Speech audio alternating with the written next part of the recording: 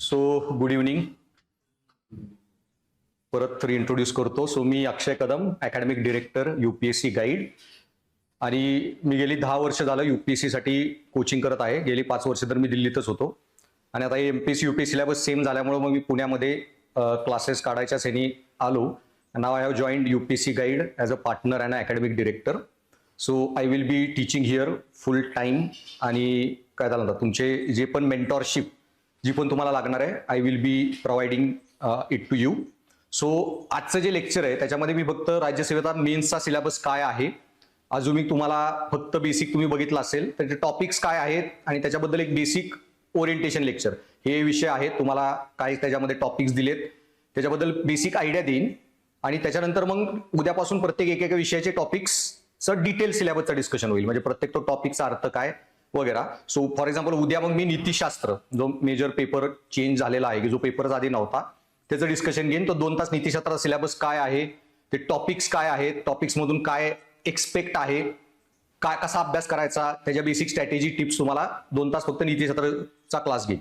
नंतर मग एसे आणि भारतीय समाज त्याची काय स्ट्रॅटेजी असावी, कसं त्याचं सेपरेट लेक्चर होईल. तसं प्रत्येक इंडिव्हिज्युअल फॅकल्टी पुढचे 10-12 दिवस आपापले ते इंडिव्हिज्युअल लेक्चर्स घेतील. आणि त्यामध्ये तुम्हाला काही डाऊट असतील तुम्ही विचारू शकता किंवा लाईव्ह वाली जी मुलं आहेत त्यांनी पोर्टलला कमेंट करा. सो मग आपली जी इंटिग्रेटेड बॅच आहे पूर्ण बेसिक त्याच्याबद्दल सांगतो की वर्षभरासाठी असेल आणि ऑलमोस्ट जातेच ते 550-600 आवर्स पर्यंत कोचिंग होतं.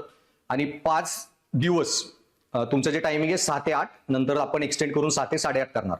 आणि त्याच्यामध्ये तुमचे डेली 5 दिवस लेक्चर्स होणार आणि त्यानंतर सॅटर्डे किंवा संडे ते टाईमनुसार तुम्हाला सांगितलं जाईल. त्याच्यावर तुमच्या ज्या टेस्ट होतात कंटिन्युअस टेस्ट आणि मी सगळ्या ज्या गोष्टी सांगत जाईन टिप्स पुढे त्या नीट सिरियसली घ्यायच्या.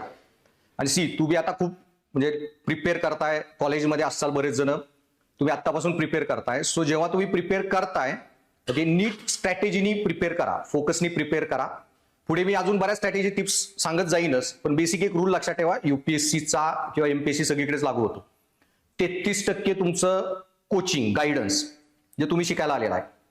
आता मार्केटमध्ये बरंच आहे सेल्फ स्टडी वगैरेचे कल्ट आहेत आणि मला इतकी मुलं भेटायला लागलेत ना. MPSCत आल्यावर तर मला कळालं इथं भयानक हा प्रकार आहे. सेल्फ स्टडी करत 5-5, 6-6 वर्ष गेलेली तर प्री पण निघाल्या नाहीयेत, मेन्स पण निघाल्या नाहीयेत. आणि असला प्रकार अजिबात करू नका. पटकन कोचिंग करायचे, आपापलं नीट शिकून घ्यायचं, अटेम्प्ट द्यायचे, 3-4 वर्षानंतर इथून पेट सोडायची. ते एक सायकोलॉजीमध्ये कन्सेप्ट आहे, त्याला हे म्हणतात की एक सिंड्रोम म्हणतात, मला त्याचं नाव आठवत नाही, एस वरून हे म्हणतात स्टॉकहोम सिंड्रोम, की शत्रूच्याच प्रेमात पडणे. की ते एक स्टोरीवर नाही की एका ह्याला किडनॅप केलेला असतो, तो किडनॅपर त्या ज्यांनी किडनॅप केलं त्यात प्रेमात पडणे. तसं मी इथं जरा ऑब्झर्व केलेलं आहे, सायकोलॉजी शिकवतो त्याच्यामुळे इथिक्स नीतिशास्त्र वगैरे. पेठेच्या प्रेमात पडलेली मुलं असल्या भानगडीत पडू नका. ओके, पटकन अभ्यास करायचा आणि निघायचं. आणि बेसिकली एक गोष्ट काय होते ना पेठेमध्ये मी जे ऑब्झर्व केलेलं आहे, सगळ्या मेंटरशिपमध्ये गोष्टी सांगेन, ज्यांची निघाली नाही ते इथं अभ्यास करतात, बऱ्याच वर्षी इथं थांबतात, ते तुम्हाला सल्ले देतात, गायडन्स देतात, असं करून तसं कर. ज्यांच्या पोस्ट निघल्यात ना त्या तुम्हाला कधी पेठेत भेटणार नाहीत. सो फॉर एक्झाम्पल म्हणून कुठली टिप घेताना तुम्ही कुणाचं ऐकायचं आणि कसं ऐकायचं हे छोट्या छोट्या गोष्टी फॉलो करायला लागतात. सुरुवात करताय म्हणून सांगतोय, म्हणजे लॉंग टर्म मध्ये तुम्ही नीट स्ट्रॅटेजीनी प्रिपेअर करू शकता. बरेच जण सांगतात ऑप्शनल घेऊ नका, हिस्ट्री घेऊ नका, पॉल सायन्स घेऊ नका, सोशियोलॉजीत मार्क येत नाही, हे काही सांगतात बरेच जण.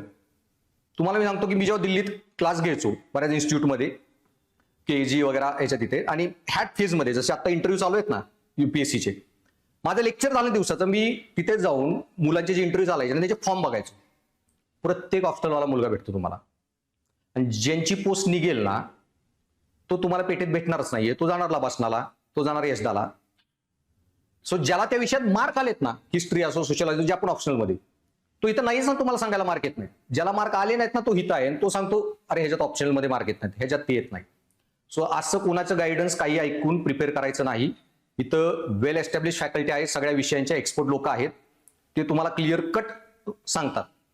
आणि चाकाचा शोध लावत बसायचा नाही, स्वतः सगळ्या ट्रायल अँड एरर्स करत.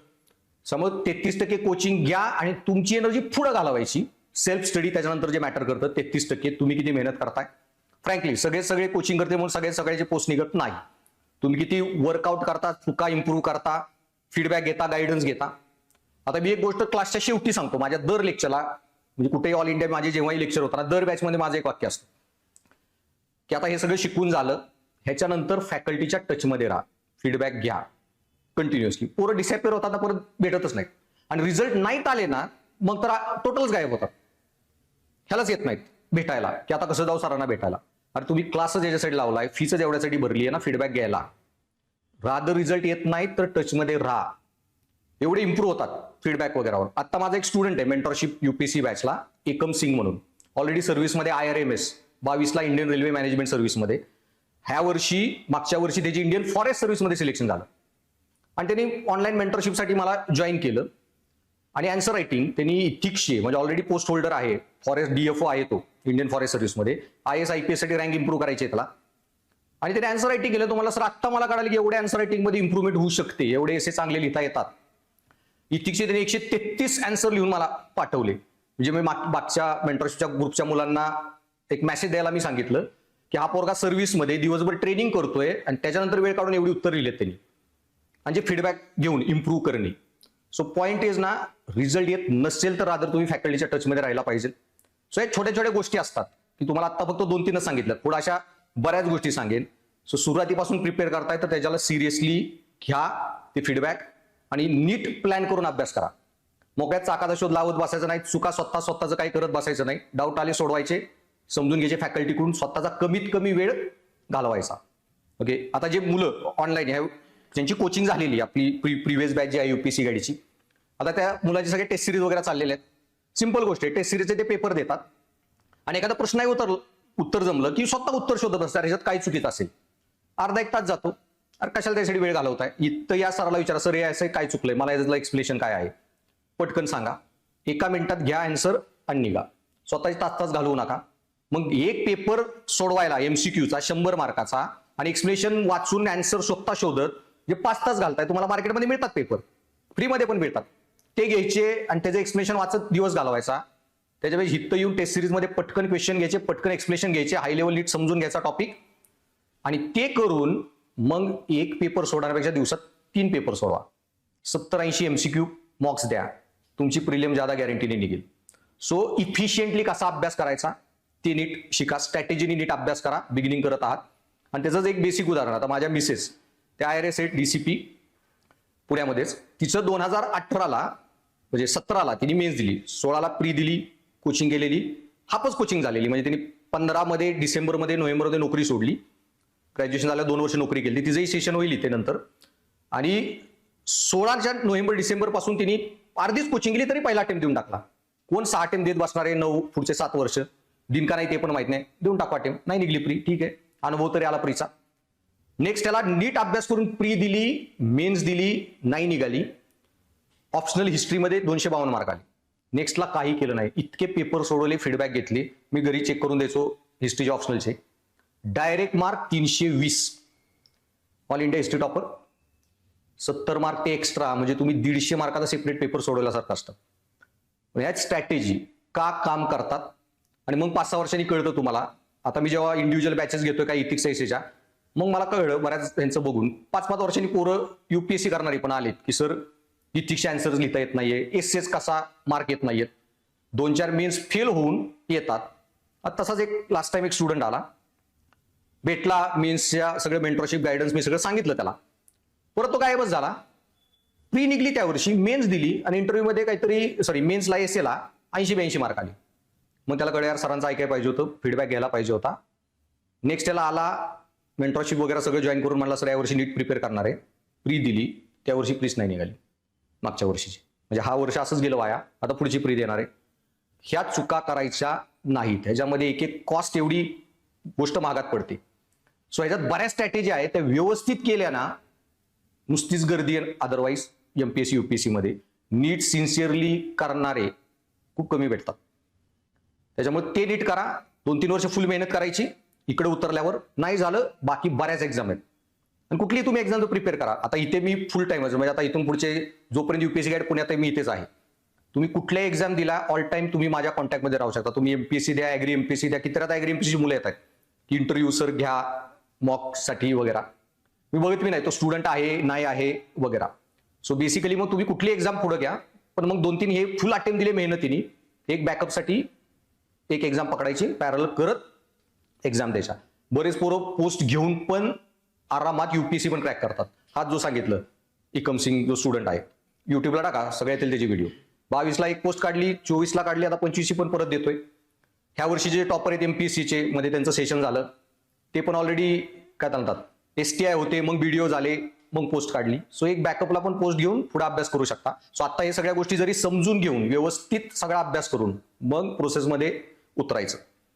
त्याच्यामुळे पहिली गोष्ट, पुढे सर्व लेक्चरमध्ये एकच गोष्ट सांगणार आहे, कायम तुमच्या लक्षात राहील, स्ट्रॅटेजीने अभ्यास करा. मोक्यात काहीतरी हातपाय मारत बसू नका. ओके, ज्यादा सेफली व्यवस्थित नीट प्रिपेअर करा. सो आता हे करताना आता पुढे तुम्हाला सगळ्या गोष्टी एक एक सांगतच जाईन. सो आज आपण सिलेबसचा एक एक पार्ट बघत जाऊ. सो मग आता आज मी तुम्हाला जास्त डिटेलमध्ये नाही सांगणार आहे, पण ओव्हरव्ह्यू जो देणार आहे त्याच्यात तरी तुम्हाला काही डाऊट असतील विचारा. सो अभ्यासक्रमाचे सूक्ष्म विश्लेषण, मायक्रो अनालिसिस, काय सिलेबसमध्ये टॉपिक्स आहेत, तुम्हाला काय एक्सपेक्ट आहे, कशा टाईपचे प्रश्न पण येतात थोडेफार सांगेन.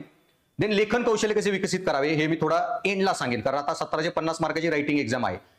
प्रीला ऍक्च्युली युपीएससीत किंवा एमपीएससीत किंमत नाही, कारण प्रीचे मार्क काउंट होत नाहीत, तो फिल्टर आहे. प्रिलियम तुम्ही किती मार्कांनी पास केली त्याचा फरकच पडत नाही. 90चा कट ऑफ असेल, तुम्हाला 120 आलेत तरी काय फरक नाही, आणि तुम्हाला 91 आले तरी फरक नाही, सगळे सेम आहेत. मार्क काउंट होत असते तर वेगळी गोष्ट आहे. Pre just filter mechanism. Mains major game आहे. मेन्समध्ये सगळी गेम कशावर आहे, आन्सर रायटिंग. तुम्ही किती लेखन करता, 1750 मार्क. आणि एवढ्यासाठी आहे एमपीएससीची पण युपीएससीची पण, कारण तुम्हाला सर्व्हिसमध्ये जा तेव्हा कळेल तहसीलदार लोक पण किती पानाच्या ऑर्डर लिहितात बघा. तुमच्या घरात कुठली कोर्ट केस चालू असेल ना, जमिनीची वगैरे, तहसीलदाराकडे प्रांताकडे जरा वडिलाच्या कॉन्टॅक्टमध्ये राहून ऑर्डर घेऊन बघा. त्यांच्या एवढ्या मोठ्या ऑर्डर लिहाव्या लागतात त्यांना. सो तुम्हाला अॅनालिटिकल स्किल गरजेचंच होतं. हे जे सिलेबस बदलला, ऑब्जेक्टिव्ह पॅटर्न, गोष्ट बदलायची मेजर कारण ते होतं. कारण आधी जे आत्ता जे ऑब्जेक्टिव्ह पॅटर्न मध्ये लिटरली जो प्रकार चालू आहे ना, ते तहसीलदार लोक, कलेक्टर लोक वगैरे सगळे, डेप्युटी कलेक्टर वगैरे, ऑब्जेक्टिव्ह पॅटर्न या अशा ऑर्डर्स लिहिता येत नाहीयेत. मॅक्झिमम लोक काय करतायत, वकील ठेवले त्यांनी, फायली वकिलांना देतात, ऑर्डर ड्राफ्ट करून आणा, स्वतःचे पगारी. एवढे कॉन्फिडेन्शियल माहिती, एखाद्याची प्रायव्हेट इश्यूची माहिती वगैरे तुम्ही सरळ बाहेर लोकांना देऊन टाकताय. आणि हे खूप, आता माझे मिसेस जे हे त्यांच्या अंडर जे लोक येतात, इन्स्पेक्टर ऑफिसर, इन्कम टॅक्सला मध्ये आहे ती, सो तिने IPS नव्हतं घेतलं, सो IRSला. ती सांगत होती इन्कम टॅक्स इन्स्पेक्टर ते जे ईमेल पाठवा ह्यांना, त्यांना समन्स पाठवा, ही कामं ते करतात. ही कामही त्यांना बघावी लागतात नीट. बाय ह्याने ईमेलमध्ये एखादा शब्द चुकीचा लिहिला आणि पुढे मोठा काही इश्यू झाला. सो त्याच्यामुळं सिनियर लॉबी एवढी वैतागलेली ह्या ऑब्जेक्टिव्ह पॅटर्नमुळे की हा बदलणारच होता डिस्क्रिप्टिव्ह, किती काही झालं असतं तरी. थोड्या अंतरामुळे फक्त पुढे गेला 2 वर्ष, आता ते फिक्स आहे पुढचे 10-12 वर्ष. आणि लिटरली पुढचे लेक्चर जेव्हा अटेंड करताना हे माझं वाक्य लक्षात ठेवा, लिटरली सांगतोय तुम्हाला, बॅच जशी आपली पुढे चालत जाईल ना, तुम्हाला ही गोष्ट कळेल. क्लिअर कट सांगतोय, लाईव्ह आहे आपण. मेन्स क्रॅक करणे is much more easy than the prelim. आणि आमचे सगळे स्टुडंट जे आहेत पहिले, किंवा ह्याच्या सगळे टॉपर लोक पण आहेत, टीना डाबी असो, सृष्टी देशमुख असो, माझी मिसेस असो, कोणी असो, ह्यांनी परत प्री दिली ना, नो गॅरंटी निघेल का नाही. कितीतरी पोरं 4-4 वेळा प्री मेन्स इंटरव्ह्यू गेलेले, पुढच्या अटेम्प्टला प्री नाही निघत. पण ही सगळी पोरं मेन्सला बसवली ना, 100% मेन्स काढणार, लिटरली सांगतोय. कारण मेन्सचे पुढे मार्कलिस्ट वगैरे दाखवतो, तुम्हाला ते कळत जाईल. इथिक्स 1 टाइम आहे, स्टॅटिक पार्ट क्लासमध्ये शिकला, आन्सर रायटिंग करा, बदलतच नाही तो. एसे पूर्ण स्टॅटिक पार्ट, एकदा लिहिता आला ना चांगला एसे, असं कधीच होत नाही की माझा पुढचा एसे खराब झाला, अंटील तुम्ही काहीतरी कंटेंटच चुकवलं. आणि मी जेव्हा इथं तुम्हाला आता आपला एसे शिकू ना, तुम्ही 20 वर्षांनी तुमच्या पोरांना नातवाला शिकवचाल एसे कसा लिहायचा असतो. ते 1 टाइम स्किल आहे, व्यवस्थित डेव्हलप केलं, समजला, फीडबॅक घेतला, ते होऊन जातं. ह्या 2 पेपर 150-150 मार्काला मार्क्स येतात, 250-250 मार्काचे 1750 मध्ये. ऑप्शनल स्टॅटिक आहे मॅक्झिमम. पेपर 2 थोडेफार डायनेमिक असतात, पेपर 1 तर स्टॅटिकच आहे सगळ्याचा. त्याचाही अभ्यास एकदा व्यवस्थित झाला ना, क्लास आणि आन्सर रायटिंग, तेही बदलत नाही. राहिला काय GS 1, 2, 3. GS 1, 2, 3 मध्ये GS 1 maximum static, history, geography, त्यात काय डायनेमिक एवढं येत नाही. Indian society static plus dynamic. आणि paper 2, 3 polity, economic, science and tech वगैरे, ते थोडे डायनेमिक आहेत. ते करंट अफेअर तुम्ही जेव्हा प्रीला करताना करंट अफेअर वाचता, त्याच्या भरोश्यावर ते डील करता येतात. प्रीचा इश्यू काय ना, प्रीले वाचते 100 प्रश्न कुठे येणार आहेत. त्यामुळे तिथं एकच स्ट्रॅटेजी काम करते, त्याही पुढे सांगेन. एमसीक्यू प्रॅक्टिस, जे मला सांगितलं 80 पेपर सॉल्व्ह करायचे, 100 मिनिमम टार्गेट पेपरचे, त्या पुढे गोष्टी सांगत जाईल. सो सगळ्यात महत्वाची गोष्ट त्याच्यामुळे राहते लेखन कौशल्य विकसित करणे, जे एका दिवसात होत नाही. सो जेव्हा मी एसेचं क्लास घेईन, अँसर एसे कसा लिहायचा म्हणजे सेमिनार लेक्चर डेमो लेक्चर, तेव्हा त्याच्याबद्दल टिप्स पण देईन की अँसर रायटिंग कशी आत्तापासून तुम्ही डेव्हलप करायचं. कारण ते करायला वर्ष लागतं बरं का. लँग्वेज डेव्हलप व्हायला, चांगली स्किल डेव्हलप व्हायला, पण ते डुएबल आहे. ओके, त्याच्या ट्रिक्स पण बऱ्याच सांगेन आणि त्यात तुम्ही सुरुवातीला क्लास जॉईन केल्यापासूनच करायचा. डेली ते एक्स्ट्रा वर्क करायचं. आणि एक वाक्य म्हणजे माझ्या 10 वर्ष एक्सपिरियन्सने एकच कळलेलं आहे मला, सगळे क्लास पण करतील, मेहनत बी करतात. स्ट्रॅटेजी सांगितलं, 33% कोचिंग, 33% तुमचा अभ्यास, 33% याच्या स्ट्रॅटेजी वापराव्या लागतात. Difference between ordinary and extra ordinary हे वाक्य कायम लक्षात ठेवा. UPSC is just extra. आणि ते एक्स्ट्रा काम जे करणार आहे ना, सिन्सिअरली, मेहनतीने, तेच गर्दी आणि ऍस्पायरंट मध्ये फरक राहतो. त्यामुळे ह्या ज्या टिप्स देतोय ना मी अनुभवातल्या, त्या नीट अंमलबजावणी करायच्या सिन्सिअरली. तुम्हाला हळूहळू फरक दिसत जाईल. म्हणजे सांगून पण ऐकत नाहीत, त्याला कोणी काय करू शकत. ओके, इथं युपीएससी म्हणजे मी फक्त क्लास घेतोय किंवा कोचिंगला आहे म्हणून मी तुम्हाला काय वागणार सगळे ऑफिसर झाला हे होता. कॉम्पिटिशन आहे, कॉम्पिटिटिव्ह एक्झाम आहे, कॉम्पिटिशन करायचीच आहे. फक्त येडा गाबाळ्यासारखं लढाईत उतरण्यापेक्षा स्ट्रॅटेजीने उतरा. एवढाच एक मेजर प्रिपरेशन मध्ये सगळ्यात गोष्ट. सो घरी जाऊन आज पहिलाच अभ्यासाची एकच गोष्ट करायची, जिथं पण अभ्यासाला बसताल, क्युबिकल, रूम, टेबल, काही वरती एकच कागदावर झेरॉक्स मारून एक गोष्ट लिहायची, स्ट्रॅटेजी स्ट्रॅटेजी स्ट्रॅटेजी, 3 शब्द डायरेक्ट लिहून ठेवायचे. आणि कुठलाही गोष्ट करताना स्ट्रॅटेजी स्ट्रॅटेजी कशा का लागतात ना, पुढे अजून बऱ्याच सांगेन, तुम्हाला त्याचा अर्थ आता कळत जाईल. सो त्यामुळे सांगितलं लेखन कौशल्य 1750 रायटिंग आहे, नो स्कोप फॉर इट. त्यानंतर वृत्तपत्रांचे विश्लेषण, अभ्यासक्रमाशी जोडणी, हे पण कसं करायचं, करंट अफेअर्सशी लिंकिंग, सगळ्या ज्या गोष्टी वाचतात, कन्सेप्च्युअल अनालिसिस. आज झालं तर आज सांगेन हा पार्ट, नंतर नाहीतर पुढच्या डेमोला. आणि वैयक्तिक मार्गदर्शन, ह्याच्यामध्ये मी जे विषय शिकवतो मेन्स रिलेटेड महत्वाचे. सो इथिक्स, एसे आणि भारतीय समाज. सो जवळपास 250 मार्काचा इथिक्स पेपर, 250 मार्काचा एसे, आणि जीएस मध्ये भारतीय समाज जो पार्ट 250 पैकी जवळपास 80 मार्काला येतो. हे 580 जवळपास 600 मार्काचं कंटेंट मीच तुम्हाला शिकवणार आहे क्लासमध्ये. 3 इंटरनेटेड टॉपिक आहेत. ओके, त्याचं तुम्हाला अजिबात टेन्शन घ्यायची गरज नाही. माझ्या नोट्स माझ्या क्लासमध्ये शिकवलेलं आणि पेपर आणून चेक करून घेऊन जायचे माझ्याकडून, काही बघावं लागणार नाही या विषयाचं. ओके, आणि नंतर मेन्सची आन्सर रायटिंग प्रॅक्टिसला पण मीच असेल, क्वेश्चन आन्सर रायटिंग करून घेणे वगैरे सगळा पार्ट. ओके, सो आता हे गोष्टी एक एक बघत जाऊ. सो बेसिकली मग प्रिलियम काय आहे.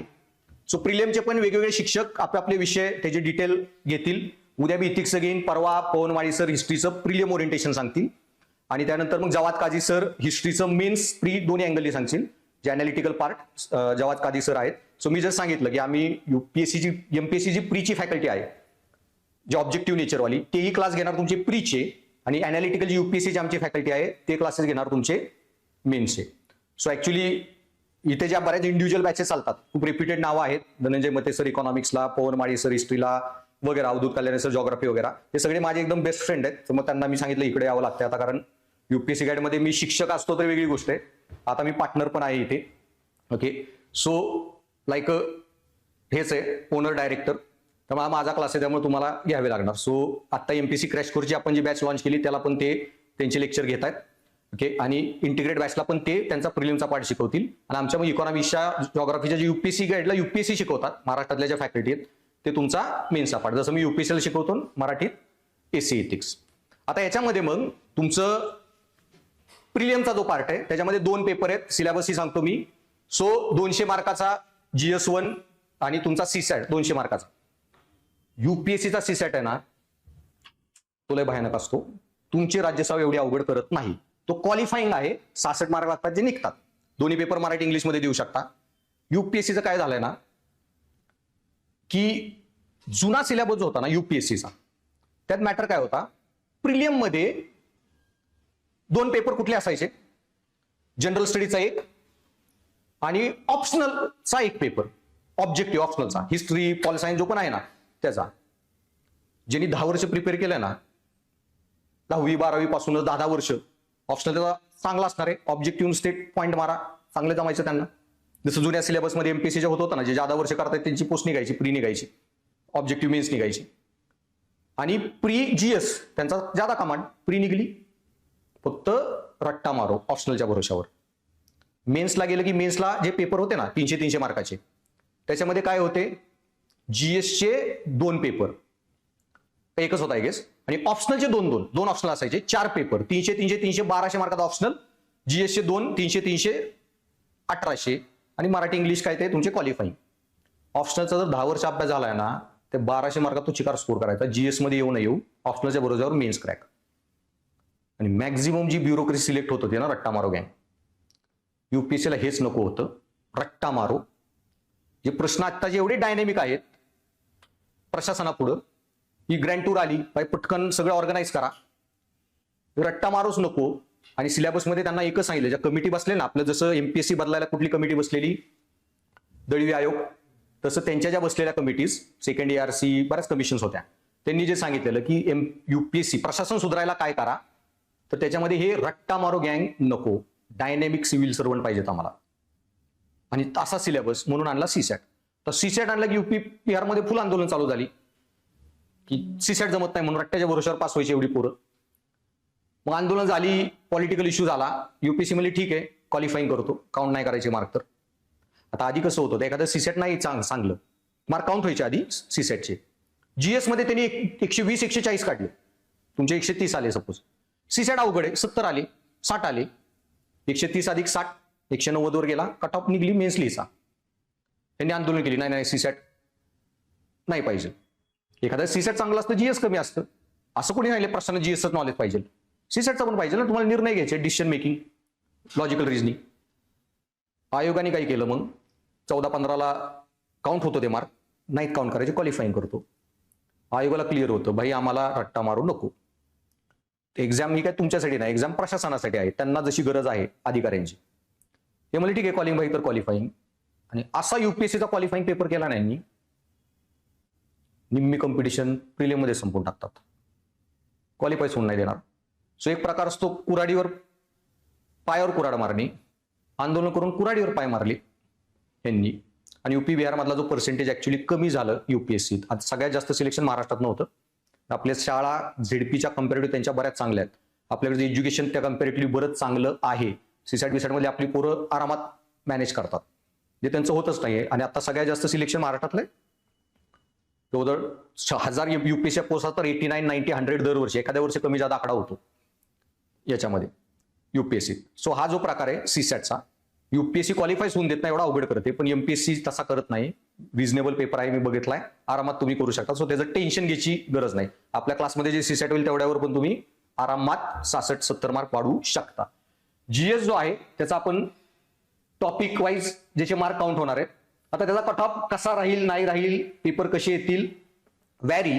पण ह्या वर्षी जो पेपर झाला ना आपला आयोगाचा, पहिली प्रिलिम पॅटर्न मी सांगितलं ना, 30-40 प्रश्न त्यांनी कन्सेप्च्युअल काढले, पण बाकी बऱ्यापैकी फॅक्च्युअल होते. त्यामुळे प्रिलिम बदलायचा अजून त्यांचा प्लॅन आहे का नाही पण म्हणूही शकत नाही. का, कारण लगेच लय कालवा गोंधळ झाला असता, आंदोलन, पोरं जास्त आंदोलन करते आहेत, रिस्क नको त्यांचं म्हणणं असेल. मे बी 2 वर्षांनी 3 वर्षांनी प्रिलियम बदलतील. युपीएससीचा पण आधी प्रिलियम त्यांनी ऑब्जेक्टिव्ह टाईपच जास्त याची कन्सेप्च्युअल बनवायला लागले, अजून बदलली नाही. म्हणून मग आम्ही पण जो क्रॅश कोर्स घेतोय किंवा इंटिग्रेटेड बॅच, तुम्हाला दोन्ही साईडनी फॅकल्टी शिकवतील. ऑब्जेक्टिव्हचा पण कसा फोकस करायचा आणि मेन्सचा पण अनालिटिकल कसा करायचा. आता ते अजून 1-2 पेपर जसे होत जातील, आपणही तसं इव्हॉल्व व्हायचं. नाही झाला तर डायनासोर होईल तुमचा. फक्त बेसिक एवढाच पॉईंट आहे, आयोग बदलतोय, पॅटर्न बदलतोय, तुम्ही बदला. आता त्याच्यामध्ये पेपर 1 जो आहे त्याच्यामध्ये कुठले कुठले टॉपिक आहेत. सो जनरल स्टडीज मध्ये आता पहिलं लक्षात ठेवा, आयोगाने काही जरी प्रश्न विचारला ना, तुम्ही सिलेबस नावाला बघा, सिलेबसला काय अर्थ नाही, लिटरली सांगतोय. इथिक्स मध्ये कुठेही त्यांनी कुठल्या तत्वज्ञानाचं नाव नाही दिलं, महावीर, गुरु नानक वगैरे, सगळ्यांवर प्रश्न येऊन गेले. तुम्ही आयोगाला म्हणूच शकत नाही की हा प्रश्न का विचारला, का सिलेबसच्या बाहेर आहे. कारण पेपरचं नाव काय आहे, जनरल स्टडीज, सामान्य अध्ययन. ते म्हणून हे सामान्य अध्ययनाचा पार्ट आहे. ओके, सो त्याच्यामुळं युपीएससी एमपीएससी मध्ये बऱ्यापैकी ओपन एंडेड अभ्यास करावा लागतो प्रिलियमसाठी. वाचताना जास्त गोष्टी वाचा, आवाका तुमचा फास्ट पाहिजे. आणि आवाका वाचता पाहिजे ना तर करायचं काय लागतं, तुम्हाला जास्त कन्सेप्ट बघावं लागतं, त्यासाठी ज्यादा एमसीक्यू प्रॅक्टिस करावी लागते, ज्यादा प्रश्न. आणि प्रिलियम क्रॅक करायला एकच स्ट्रॅटेजी, पुढे तुम्हाला कळत जायला हळूहळू उत्तर झालं. जसं एमसीक्यू, आता एमसीक्यूनी काय होतं की एक सिंपल कन्सेप्ट हिस्ट्री मधला सांगायला तुम्हाला. स्वदेशी आंदोलन तुम्ही वाचलं असेल इतिहासात, ह्यांनी पण केलं, लाल बाल पाल 1905 स्वदेशी मुवमेंट. गांधी पण आल्यावर काय म्हणले एनसीएम मध्ये, स्वदेशी. मग प्रश्न येतो स्वदेशीवर, गांधी आणि स्वदेशीवर खालीलपैकी कुठली वाक्य बरोबर आहेत. मग गांधींचं स्वदेशी म्हणजे भारतीय यांनी हे जे इंडस्ट्रियलिस्ट किंवा भारतीय औद्योगिक ह्याच्यात क्षेत्रात कंपन्यांमध्ये बनलेल्या गोष्टी विकत घ्या, इंग्रजांच्या गोष्टींचा बहिष्कार करा, अशी काही 1-2 वाक्य येतात, तुम्ही लगेच टिक मार्क करता, हा स्वदेशी बरोबर. नंतर मग आन्सर गेलं कळतं, अरे चुकलं. मग काय चुकलं, मग तुम्ही एक्सप्लेनेशन बघता, टीचरला विचारता, मग कळतं अरे दोघं स्वदेशी बोललेले पण स्वदेशीमध्ये फरक होता. सो लाल बाल पाल जे स्वदेशी बोललेले होम रूल कन्सेप्ट, त्यांच्यासाठी स्वदेशी म्हणजे एनिथिंग मेड इन इंडिया. मग कपडे विकत घ्यायचे तर मँचेस्टरच्या मिल ओनरनी जे कपडे बनवले त्याच्याऐवजी मुंबई गुजरातच्या मिल ओनरनी बनवलेले कपडे घ्या विकत. इंडियाच्या इंडस्ट्रियलिस्टनी बनवलेल्या गोष्टी विकत घ्या, त्यांचं स्वदेशी. गांधीचं स्वदेशी म्हणजे इंडियाच्या इंडस्ट्रियलिस्टनी बनवलेले नाही. गांधीसाठी स्वदेशी होतं कपडे ते नाही जे मुंबई गुजरातच्या मिलमध्ये बनले, ते कपडे जे चरख्यावर बनले, डी इंडस्ट्रियलाइज्ड. सो गांधीसाठी स्वदेशी म्हणजे चरख्यावर बनलेलं. गांधीसाठी खुर्ची म्हणजे नीलकमलची नाही, एखाद्या सुतारांनी बनवलेली. त्याच्यामुळे पैसा गोरगरिबांच्या पॉकेटमध्ये जायला लागला आणि ह्याच्यामुळेच गांधी जेव्हा एनसीएम लॉन्च केला करोडो लोक रस्त्यावर होते. स्वदेशीमध्ये मुंबई आणि पुणे आणि कलकत्ता सिटीच्या पण बाहेर नव्हती, अख्ख्या महाराष्ट्र कलकत्त्यामध्ये पण होती, बाकीच्या भारतात तर काहीच परिणाम नव्हता स्वदेशीचा. मास मुवमेंट नव्हती, कर्जनी सगळी मिटून टाकली, गांधींनी करोडो लोक रस्त्यावर आणली. सो हे जे टेक्निकल फरक असतात छोटे छोटे, ते एमसीक्यूनी जास्त कळतात. प्रिलिमसाठी एमसीक्यू, तुम्हाला जे पण विषय शिकवून होणार ना लगेच त्याच्यावर एमसीक्यू टेस्ट असतात, दर रविवारी द्यायच्याच. त्या चुकातूनच तुमचं जास्त नॉलेज गेन होतं. आणि इथं आलाय कशाला बरं तुम्ही, परीक्षा द्यायला. तर मग परीक्षा द्यायला आला ना तर परीक्षेला भीचं नाही, सगळ्या संडेच्या टेस्ट घेऊन द्यायच्या. इतके पेपर द्यायचे ना की संडेला हॉबीज ठेवायची. संडेची हॉबी काय, सकाळी उठून करतो, आज ब्रेकचा दिवस पेपर देणे, नुसतेच पेपर द्यायचे. इतके हे परीक्षा द्यायला येऊन बरेच पोरं टेस्टलाच भितात, टेस्ट द्यायलाच येत नाहीत. असला वेडापणा करायचा नाही. परीक्षा द्यायला ना कॉम्पिटिटिव्हची इतक्या पेपर द्यायचे, मग सॉल्व्ह करायचे. 10 उलट येऊन मला सांगा की सर पेपर कमी पडतात, अजून टेस्ट घ्या आमच्या. ओके, आणि हेच फरक आहे ऑर्डिनरी एक्स्ट्रा ऑर्डिनरी. सो प्रिलिमसाठी एकच गोष्ट लक्षात ठेवा, स्ट्रॅटेजी एकच आहे, एमसीक्यू. पण त्याच्या आधी गोष्टी शिकाव्या लागतात, मग एमसीक्यूतून त्याचं नॉलेज रिफाईन होतं. तुमचं जे वाचलंय ते खरंच नीट कळालं आहे का नाही ते कळतं. मग त्याच्यामध्ये काय काय टॉपिक आहेत, राज्य, राष्ट्रीय, आंतरराष्ट्रीय महत्वाच्या चालू घडामोडी, सगळंच करंट अफेअर येतं. करंटचे ज्यादा प्रश्न येतात, त्यामुळे आपण क्लासमध्ये पण त्याच्यावर बराच फोकस करायचा करंटचा. आता करंटमध्ये ओके तुम्हाला करंट अफेअर मॅगझिन पण सगळं मिळत जातं आणि पेपर वाचणे बऱ्याच गोष्टी सांगतायत. कॅमेऱ्यावर मी तुम्हाला सांगतोय पेपर वाचू नका, चाकाचा शोध लावू नका, मगाशी सांगितलं. लिटरली का अजून सांगतो पर्सनल एक्झाम्पल. आता माझ्या मिसेसचे जिथं राहत होतो घराची एक गॅलरी अशी बॅक साईड रूमच्या तिकडे होती. मी एक दिवस गेलो, होती दार उघडलं बऱ्याच दिवसांनी, गॅलरीत 10-12 पेपरच्या गुंडळ्या करून पडलेल्या. मी जाऊन तिला म्हटलं अरे तू वाचायचे नसतील तर ते बंद तरी कर पेपर, ते वाच तरी. दुसऱ्या दिवशी मी उठलो 2 दिवसांनी, म्हटलं पेपर कुठे आजचा बघायला गेलो, म्हणजे बंद केला. म्हणलं का, तूच म्हटला वाचायला नसेल बंद कर, केला बंद. पण ते करंट अफेअरचे magazine direct readymade coaching class तुम्ही याच्यासाठी तेवढ्यासाठी झालेला आहे. आमची लोक पूर्ण ते मॅगझिन वाचतात, एक माणूसच कंटेंटसाठी असतो. ओके, आणि डायरेक्ट तेच मटेरियल वाचून रिफाईनवाले युपीएससीचं पेपर तुमच्यासाठी लिहिणार नाही. इंडियन एक्सप्रेस असो, हिंदू असो, सगळे असो. ओके, आणि पेपरमध्ये सांगितलं अॅनालिटिकल थिंकिंग डेव्हलप होतं, काळजीच करू नका. एसएन इथिक्समध्ये असं थिंकिंग चेंज होईल ना तुमचं, समाज धर्म सगळ्याच बद्दल बघायचं की काय ते पेपर वाचून होणार नाही तेवढं हितं होईल. बुद्धार महावीरान सगळे तत्वज्ञान गांधी आंबेडकर शिकल्यावर. त्याच्यामुळे थिंकिंग डेव्हलप व्हायला पेपर वाचणार असल्या गोष्टी करू नका. ओके, आणि to the point current affair वाचा मॅगझिन. आणि आता पण माझे जे मेंटरशिपची मुलं आहेत युपीएससीची जे येत आहेत सगळ्यांना सांगितले पेपर वाचू नका, तुमचे करंट अफेअरचे सोर्सेस वाचा, डायरेक्ट मॅगझिन. मी डेली पेपर वाचतो त्यांचा, नाही जरी झाला ना, आता माझे 8-10 दिवस शेड्यूल खूप बिझी होतं, 10-12 दिवसाचे इंडियन एक्सप्रेस घरात तसेच पडलेले, घरच्यांना माहिती आहे. त्यांना सांगितले वरचं पान फाटलेलं असेल ना पेपरचं की हा माझा वाचून झालाय, तोच साईडला टाकायचा. पेपरचं वरचं मान फाटलं नाही म्हणजे वाचायचा राहिलाय, कुणी टाकून द्यायचा नाही. माझे अख्खे साठलेले असतात, किंवा मी दिल्ली वगैरे क्लास घ्यायला गेलो, 15-15 दिवसाचे तसेच असतात. आल्यावर अख्खा वाचतो. ग्रुप आहे त्याच्यावर डायरेक्ट मी ती गोष्ट पाठवतो. पेपर असल्यावर ही गोष्ट महत्वाची आहे, पॉईंट आउट करून ठेवा आणि ही वाचा. डायरेक्ट त्याच्याबद्दल मी ती फॅक्ट पाठवतो. तेवढीच पुरं गुगल करतात, तेवढीच बघून घेतात. अख्ख्या पेपरमध्ये दिवसात 3-4 पॉईंट्स असतात, तेवढे पाठवतो, तेवढेच बघून घेतात.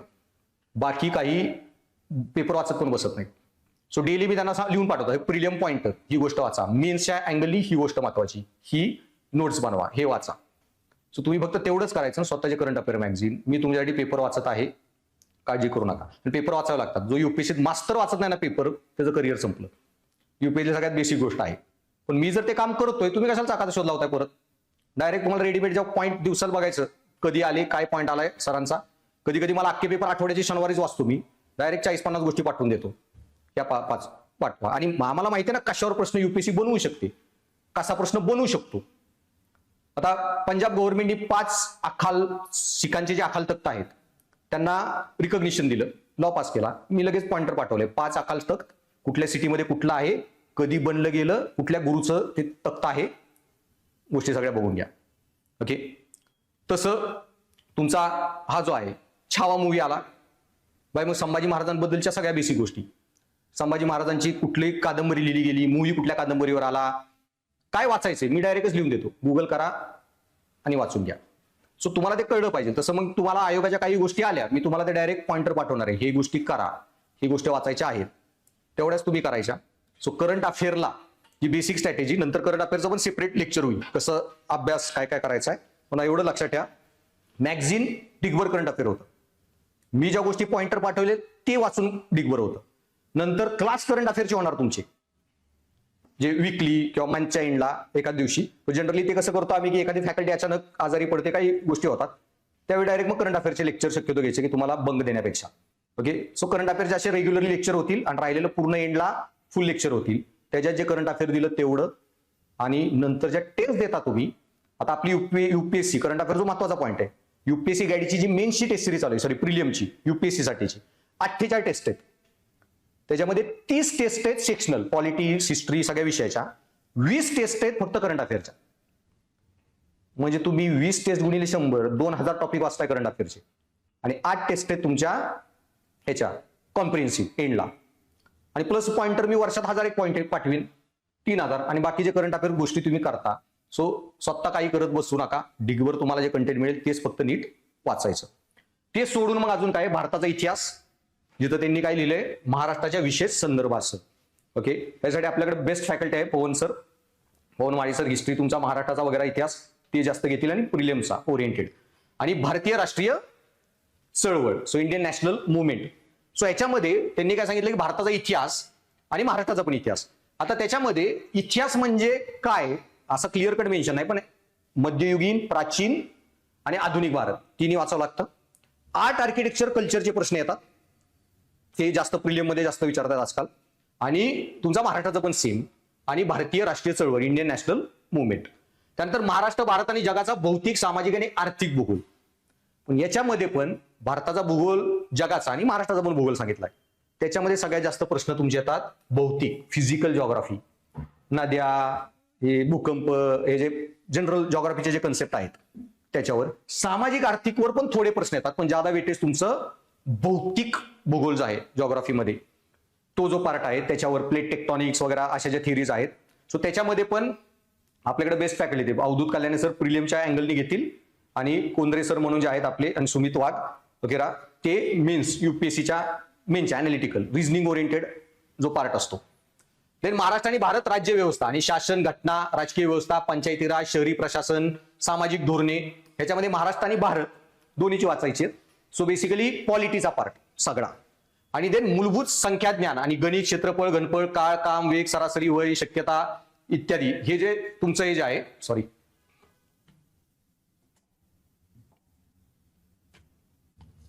तर आर्थिक सामाजिक विकास वगैरे. देन आर्थिक सामाजिक विकास, शाश्वत विकास, दारिद्र्य, लोकसंख्याशास्त्र, सामाजिक क्षेत्रातील उपक्रम. सो तुमचा बेसिक इकॉनॉमिक आणि पॉलिसी रिलेटेड पार्ट. त्यानंतर हा एक एमपीएससी मध्ये सामान्य विज्ञान. आता युपीएससी मध्ये ना जनरल सायन्स आणि सायन्स अँड टेक दोन्हीवर प्रश्न येतात. ह्यांनी सामान्य विज्ञान म्हणलेलं आहे, सायन्स अँड टेक मेन्स मध्ये आहे, म्हणून याचा अर्थ बरेच पोर असं लावतात की सामान्य विज्ञान जास्त वाचा. प्रश्न येतात सामान्य विज्ञानाचे. जनरल सायन्स म्हणजे काय, basic physics, chemistry, bio, Newton ब्युटन यांच्यावर, ते खूप इझी पार्ट आहे कळायला. ओके, पण सायन्स अँड टेक जो आहे ना तो मेन्स मध्ये आहे मेन्शन, पुढे दाखवेन मी, म्हणून याचा अर्थ असा नाही की प्री मध्ये प्रश्न येणार नाहीत. कारण सायन्स अँड टेक हिथं मेन्शन नसला तरी पहिला टॉपिक आहे राज्य, राष्ट्रीय आणि आंतरराष्ट्रीय महत्वाच्या चालू घडामोडी. त्याच्यामध्ये टेक्नॉलॉजीतल्या ज्या पण चालू घडामोडी आहेत नवीन, न्यूक्लिअर, मिसाईल्स, सॅटेलाइट कुठला लॉन्च झाला, ते चालू घडामोडीत येतच. त्यामुळे त्याच्यातही फरक करायचा नाही. General science, science and tech. आणि पर्यावरण परिसंस्था हा पण खूप महत्वाचा मुद्दा आहे, इकॉलॉजी, एन्व्हायरमेंट. आता प्री मध्ये मी सांगितलं ना वास्ट आहे, कुठून काय प्रश्न येईल गॅरंटी नसते. त्याच्यामुळं एक सगळ्यात महत्वाची गोष्ट की आत्ताचा पण राज्यसेवेचा प्रिलियमचा पेपर बघा. 100 मध्ये 45 एक प्रश्न असे, 40-45 टोटली कन्सेप्च्युअल. कशा कशाचे, इकॉलॉजी, एन्व्हायरमेंट, सामान्य विज्ञान. ओके, म्हणजे कन्सेप्च्युअल म्हणजे काय, ऍसिड बेस मध्ये काय फरक असतो, अशा टाईपचे जे येतात. चोपन मृदा म्हणजे काय, त्याच्याबद्दलचे म्हणजे एखादा फॅक्च्युअल क्वेश्चन जसा येतो. आणि नंतर तुमचं हे जे सांगितलं की इतिहासातले थोडेफार, आणि भूगोलामध्ये पण बरेच कन्सेप्च्युअल प्रश्न येतात. आणि हे जे कन्सेप्च्युअल प्रश्न आहेत हे अजिबात चुकले नाहीत पाहिजे. 45 आले ना 40 तर एक करेक्ट झाले पाहिजेत. कारण फॅक्च्युअल जे आहेत ना, फॅक्ट लक्षात राहील नाही राहील, नीट आठवली नाही आठवली, रट्टा मारावा लागतो. कन्सेप्ट एकदा शिकला कधी चुकत नाही. युपीएससीत आलेला प्रश्न आहे, मला काय सांगायचंय थोडक्यात तुम्हाला समजण्यासाठी. पृथ्वीचे लेयर्स आहेत वेगवेगळे. वरती क्रस्ट आहे ज्याच्यावर आपण उभा आहे. आज सगळी मॅग्मा आहे, तुम्हाला माहिती आहे, लिक्विड. मॅन्टल त्याला म्हणतात. मॅन्टलमध्ये पण 2 लेअर राहतात, इनर मॅन्टल, आउटर मॅन्टल, जे फिरतोय मॅग्मा, आणि त्याच्यामुळे वरच्या प्लेट फिरतात, त्याच्यामुळे भूकंप होतात सोप्या भाषेत. त्यात तर अजून आत गेला तर आउटर कोर, तो पण लिक्विड आहे, फिरतो. आणि एक इनर कोर जो इतक्या प्रेशरवर आहे, आत सगळं लोखंड वगैरे तिकडे आहे, इनर कोर, आउटर कोर, दगड झालेला आहे पूर्ण, सॉलिड कोर. सो 4 ऑप्शन होते. युपीएससीने प्रश्न विचारला, पृथ्वीची मॅग्नेटिक फील्ड कुठून जन्माला येते? Inner mantle, outer core, inner core. Conceptual प्रश्न आहे, फॅक्ट नाहीये. फॅक्ट करून लक्षात नाही ठेवायची, लॉजिकनी विचार करून नीट लक्षात ठेवायचं. आता इश्यू काय, मॅग्नेटिक फील्ड कशी प्रोड्यूस होते? सायन्समध्ये तुम्ही वाचला असेल डायनॅमोचा प्रिन्सिपल. मॅग्नेटमध्ये एखादी गोष्ट फिरली किंवा इलेक्ट्रिक वायरमध्ये मॅग्नेट फिरवलं, सो कुठली मॅग्नेटिक मटेरियल, फेरोमॅग्नेटिक आपण जे म्हणतो, ते फिरलं पाहिजे. तर पृथ्वी जेव्हा बनली ना मॅग्मा, पृथ्वीमध्ये काय होतं, सगळ्या ज्या तुमच्या हेवी गोष्टी होत्या ना, आयर्न, निकेल, त्या सगळ्या खाली गेल्या. हेवी आहेत ऑब्व्हियसली, कोरकडे गेल्या, हलक्या गोष्टी वर राहिल्या पृथ्वीच्या. आणि त्याच्यामुळं सगळं लोखंड जे आहे ना पृथ्वीच्या सेंटरला गेलं बरंच. सो तुमचा जो मॅन्टल आहे बाहेरचा, फिरतो, तो मॅग्मा आहे, पण फिरला तरी त्यात लोखंडच नाहीये मॅग्नेटिक फील्ड जन्माला घालायला. आणि इनर कोर जो आहे ना, एवढ्या प्रेशरवर आहे ना की तो नुसता सॉलिड आहे, दगड, तो फिरतच नाही लोखंड असलं तरी. नुसतं लोखंड असून फायदा नाही, फेरोमॅग्नेटिक मटेरियल फिरलं पाहिजे. ते फिरतंय काय, आउटर कोर. आउटर कोरमध्ये लोखंड पण आहे, फिरतंय पण. मॅक्झिमम मॅग्नेटिक फील्ड आपली तिथून जन्माला येते. आता जे कन्सेप्ट सांगितला नीट समजला. आता हा प्रश्न कधी बी येऊ, आणि हा कन्सेप्ट तुम्ही तुमच्या 20 वर्षांनी तुमच्या पोरांना सांगता, बाय मॅग्नेटिक फील्ड कुठून येते. सो कन्सेप्च्युअली शिकला ना, ह्या गोष्टी चुकल्याच नाही पाहिजे. आणि असे 40 प्रश्न जो मारतो ना परफेक्ट कन्सेप्टवर.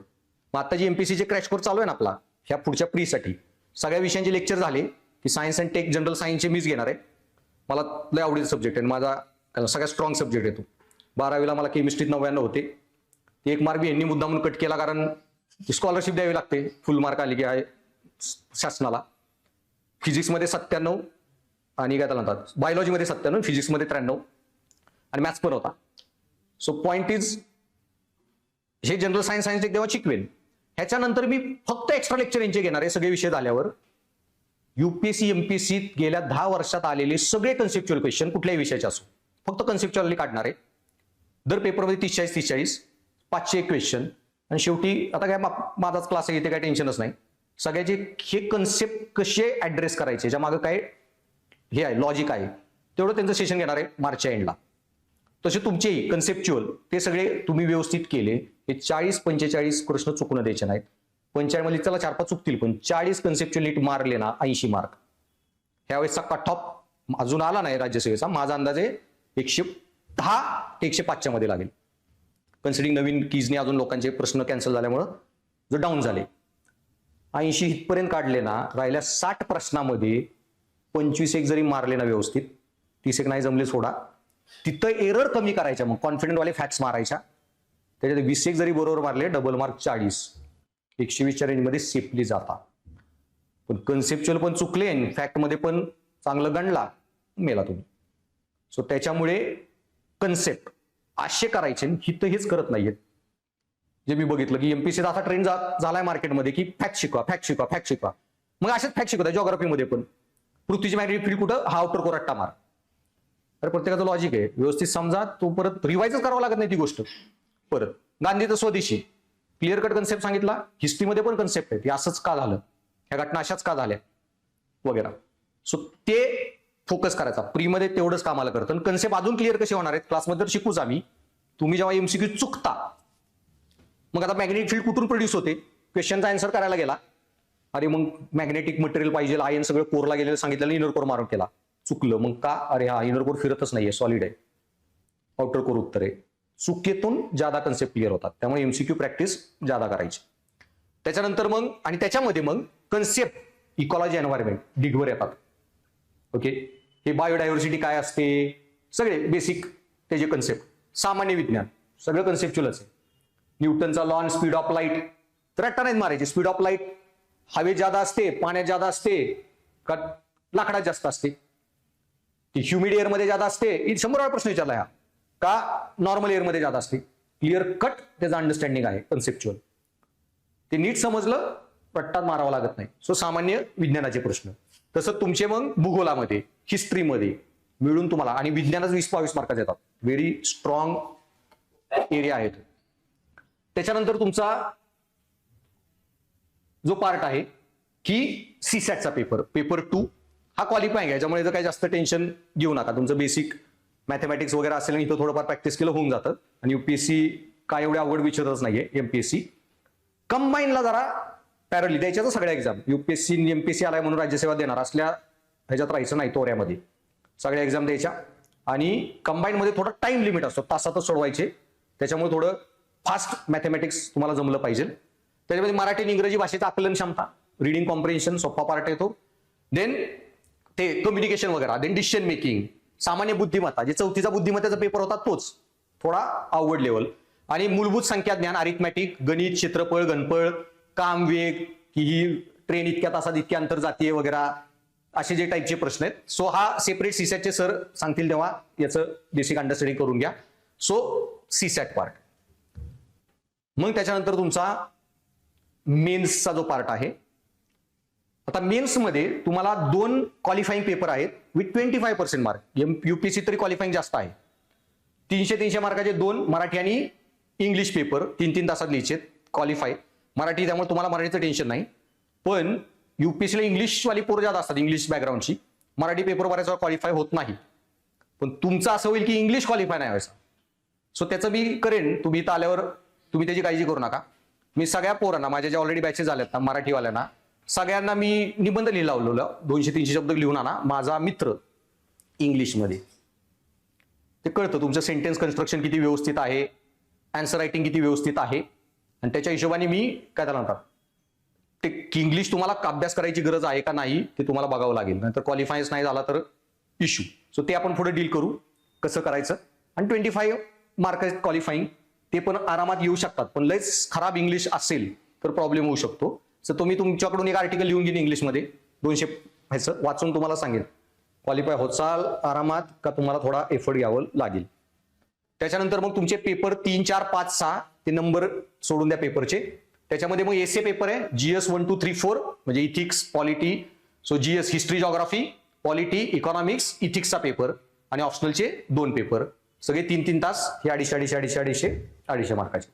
त्या 2चे मार्क्स काउंट होत नाहीत, ह्याचे मार्क्स काउंट होतात. सो 250, 500, 1500, 1750 मार्काची तुमची मेन्स एक्झाम आहे. आणि याच्यात इंटरव्ह्यूचे ऍडिशनल मार्क ऍड होऊन फायनल लिस्ट जी लागते.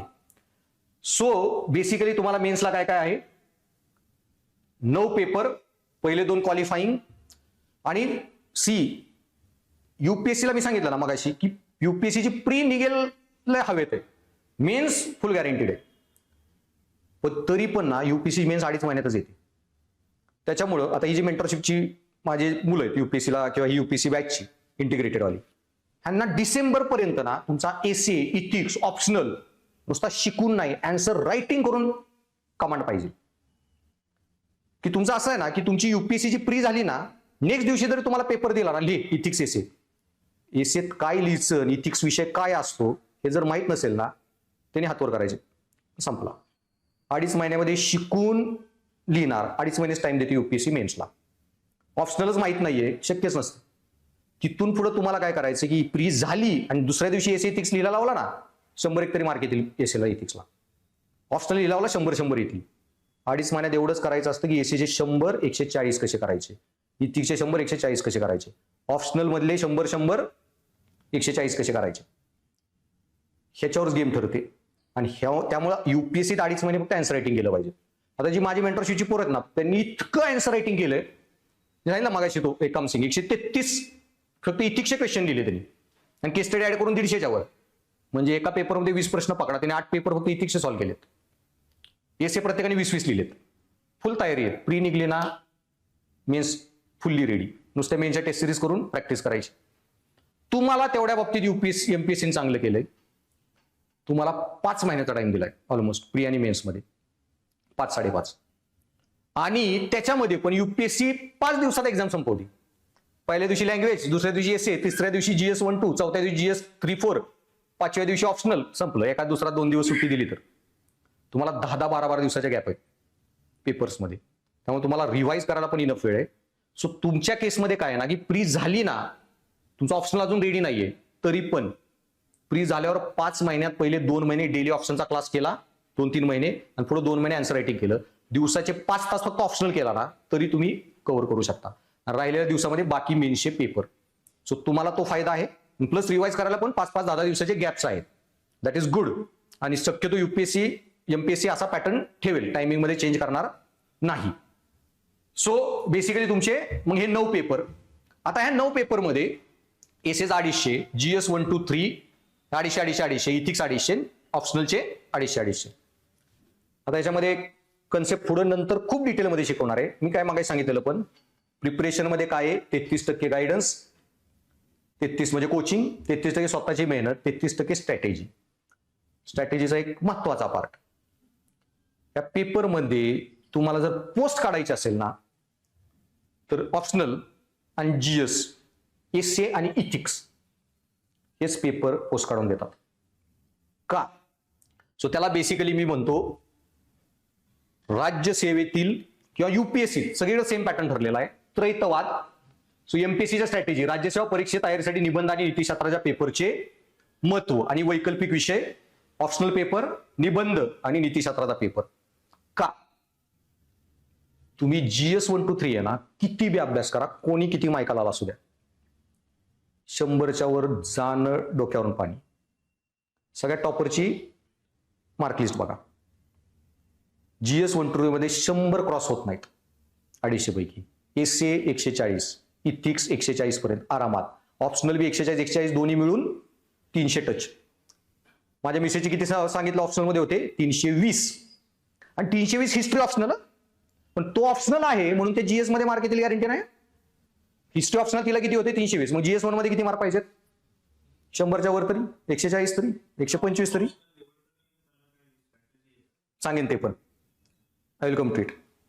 ऑप्शनलला किती होते 91 फक्त, सॉरी GS 1 ला. सो जेव्हा मी उद्याचं सेशन घेईन ना इथिक्सचं, तेव्हा हे पॉईंट परत सांगेन. तुमचा प्रश्न मी तेव्हा मी ऍड्रेस करेन, आत्ताही करतो. पॉईंट एवढाच आहे ना, इतके ऑप्शनलवाले दाखवताना ज्यांना पॉल सायन्स ऑप्शनल आहे 340 मार्क आहेत, पण GS 2 मध्ये 100च्या वर नाहीयेत. त्याच्यामुळे पहिली चूक, हे जर मी सेपरेट लेक्चर घेईन मी ऑप्शनल कसा चूज करावा, पण पहिलं लक्षात ठेवा ऑप्शनल ह्याच्यासाठी चूज नाही करायचं की कुठला दुसऱ्या पेपरला कामाला येतो, अजिबात येत नाही. 0 कोरिलेशन मी मार्क लिस्ट सहित दाखवणार उद्या तुम्हाला. सगळ्या स्टुडंटच्या मार्क लिस्ट आहेत बऱ्याच, एक स्टुडंट वगैरे. आणि जर त्याच लॉजिकवर घ्यायचं असेल ना तर मग फिलॉसॉफी ऑप्शनल घ्या. लिटरली का 500 मार्काचा फिलॉसॉफी होईल, इथिक्स 250 मार्काचा, याचे सगळे फिलॉसॉफीज येते युपीएससी मध्ये. आयोग बी विचारेल मग 1000 मार्क कवर होतील ना फिलॉसॉफी ऑप्शनल घेऊन. काय गॅरंटी नाही फिलॉसॉफी वाले इथिक्स मध्ये मार्क येतील आणि हिस्ट्री ऑफ टाइम म्हणून GS1 मध्ये येते. कोरिलेशनच नाही. उद्या मी तुम्हाला नीतिशास्त्राच्या हाच टॉपिकनी परत सुरुवात करू तेव्हा 30-40 पोरांच्या मार्कलिस्ट दाखवेन. पण आज फक्त प्रूव्ह करायला 3-4 मार्कलिस्ट फक्त टाकल्यात मी, तेव्हा डिटेलमध्ये डिस्कस करेन. सो हे पेपर सिरियसली का घ्यायची. एसए मध्ये मार्क किती आहेत बघा. युपीएससीच्या मार्कलिस्ट ज्या एमपीएससीच्या सेम असणार आहेत. मी मिझोरममध्ये शिकवतो, आसाममध्ये शिकवतो स्टेट सर्व्हिसला, मध्य प्रदेशमध्ये शिकवतो, सगळीकडे स्टेट सर्व्हिस सिलेबस सेम आहे. आपल्या आधी मिझोरमचा तर 10 वर्ष आहे, तिथल्या पोरांच्या मार्कलिस्ट आणि आसाममध्ये 5-6 वर्षापूर्वी झाला, सेम पॅटर्न आहे. एसी मध्ये मार्क किती आहेत 10. सो आईवर निबंध आला आणि गाईवर लिहिला, युपीएससी दया करत नाही. सिरियसलीच घ्यायचं, सिरियसली लिहायचे कंटेंट सगळं. आणि त्या पोराला येडा समजू नका का. हिंदीमध्ये मार्क किती आहेत, लँग्वेज म्हणजे असं नाही लँग्वेजवर कमांड नाही, 161 नॉट जोक. युपीएससी 100 क्रॉस होत नाही लँग्वेजमध्ये. इंग्लिशमध्ये किती, GS1 मध्ये किती 85. सांगितलं ना 100 क्रॉस डोक्यावर, 85 म्हणजे व्हेरी गुड स्कोर. माझ्या विशेष पोस्ट असून 91 होते GS ला, याला 85 आहेत मग, which is very good. Essay मध्ये किती आले. एक स्टुडंट आहे VJTIचा होता, आहे तो आता सर्व्हिसमध्ये लकीली. VJTI मध्ये जैन कम्युनिटीतला होता. सो GS1 मध्ये ऍडमिशन, VJTIला ऍडमिशन मिळणे इंजिनिअरिंग मध्ये कम्प्युटर सायन्सला. किती मार्क असतील त्याला मग बोर्डाला 12वीला सांगायची गरज आहे. महाराष्ट्रातल्या टॉप पहिले 100 पोरात असणार आहे. पॉबॅड ऑप्शनल होता. मार्क किती होते माहिती, पेपर 1ला 22, 250 पैकी. काही लिहून युपीएससी दयामाया दाखवत नाही. त्यांना बाई देश चालवायला द्यायचा आहे, लिटरली सांगतोय. इतकी जबाबदारी असते. आता इथले जे DCP झोन 1चे ऋषिकेश रावळे सर माझ्या विषयचे बॅचमेट आहेत, चांगले फ्रेंड आहेत. 4 वर्ष सर्व्हिसमध्ये फक्त ही लोक. DCP झोन 1 पुण्यातला सगळ्यात क्रुशियल एरिया आहे. कोर आत्मा पुण्याचा हार्ट. गणपती केवढं हे असतं, एक चूक किती भयानक चेंगराचेंगरी काही होऊ शकतं. DCP झोन 1 कधीही महाराष्ट्र सरकार प्रोमोटेडला देत नाही, डायरेक्ट IPS वाले असतात. 2 महिन्यांच्या आधी त्यांची इथं ट्रान्सफर झाली. 2 महिन्यात येऊन अख्खं हे सगळं त्यांनी एवढ्या भारी हँडल केलं की कमिशनरने आपल्या पुण्याच्या त्यांना फेलिसिटेशन मध्ये पत्र हे केलं for good management. So point is, एवढी मोठी जबाबदारी तुम्हाला 2, 3, 4 वर्षात मिळते युपीएससी लेवलला. बाई तिथं तुम्ही काही उत्तर लिहिताय म्हणून दयामाय दाखवायला तुमच्या जे युनिव्हर्सिटीच्या एक्झाममध्ये देतात ग्रेस मार्क, इकडं होत नाही. कंटेंट इज द बॉस इकडं.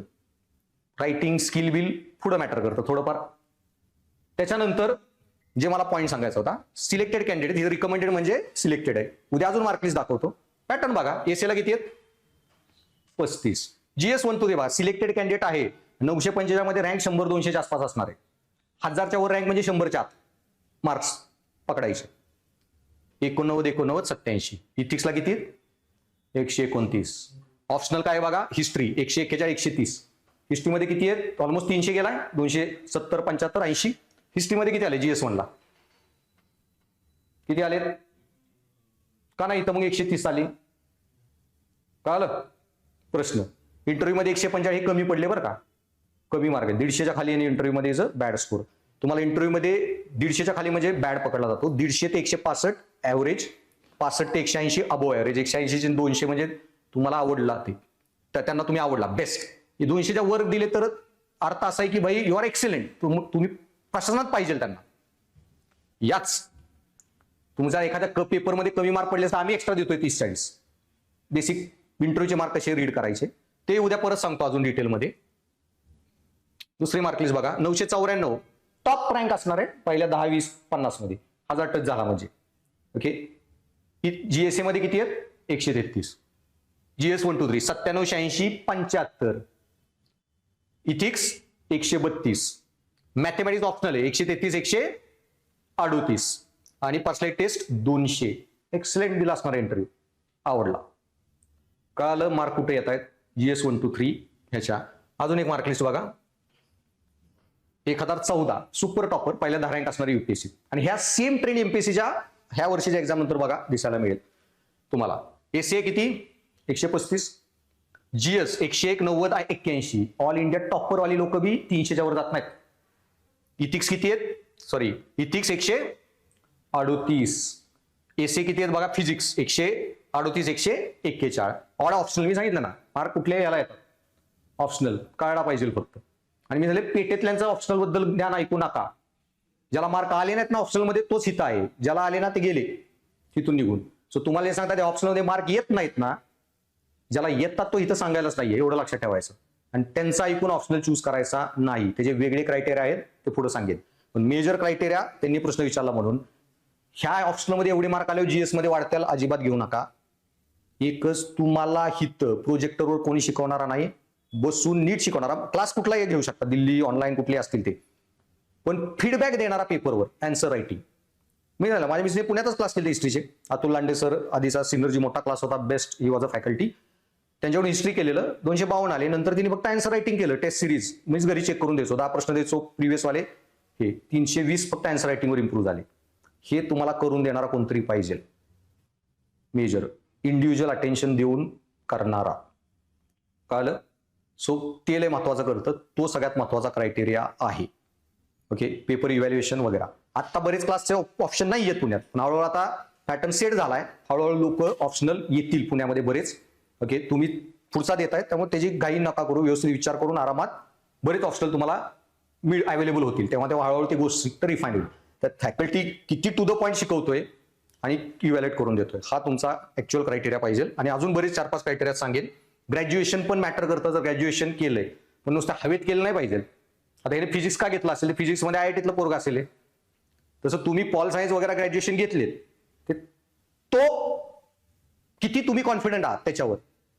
आपले जे माझा एक स्टुडंट आहे, त्याने फर्ग्युसनला 11वी-12वी ठरवले की मी युपीएससीच करणार आहे. इकॉनॉमिक्सला ऍडमिशन घेतलं, इकॉनॉमिक्सच ऑप्शनल घेतला, काढली पोस्ट. सो या केसमध्ये स्वतःचं ग्रॅज्युएशन पण ते तुम्ही व्यवस्थित प्लॅन केलंय का, तसं ठरवून केलं आहे का. सो ते 4-5 अजून पॅरामीटर, ते सेपरेट लेक्चर घेऊन तुम्हाला 1 तास ऑप्शनल कसा निवडावा. सो कळालं इथपर्यंत मार्क्स कुठे येतात मेन्समध्ये. आणि ह्याच्यातला हे दोन्ही पेपर ऑप्शनल मी काय सांगितलं पूर्णपणे स्टॅटिक आहे. ही पण मार्कलिस्ट बघा, 925 सिलेक्टेड कॅन्डिडेट आहे. एसए किती 129. जीएस बघा 93, 83, 72. इथिक्स 123. अँथ्रो किती आला 110, 111. एक कमी आले पण तरी सिलेक्शन झालं. आणि इंटरव्ह्यू 204, खूप चांगले मार्क. कुठलीही मार्कलिस्ट बघा हाच ट्रेंड आहे. सो बॉटम लाईन काय आहे तुमची, सिलेक्शन तुमचं फक्त एसए, इथिक्स, ऑप्शनल, मेन्स. हिथं एका पेपरमध्ये डॅमेज झाला ना संपला. आणि काय ना एसए तुम्ही लिहिता 125 मार्काला एक एसए, 2 एसए लिहित 125, 125. एक एसए गणला ना कव्हरच करू शकत नाही तिथला डॅमेज. जीएस पेपरमध्ये 20 पैकी एखाद्या प्रश्नाचं उत्तर नाही जमलं, ठीक आहे चुकलं थोडंफार, कव्हर करू शकता. बाकी 19 नीट लिहून, 18 नीट लिहून. ओके, आणि सेमी इथिक्स 25 मार्काच्या केस स्टडी असतात, नीट कळाल्या ना आन्सर लिहिता येतात. आणि हे दोन्ही स्टॅटिक पार्ट आहेत.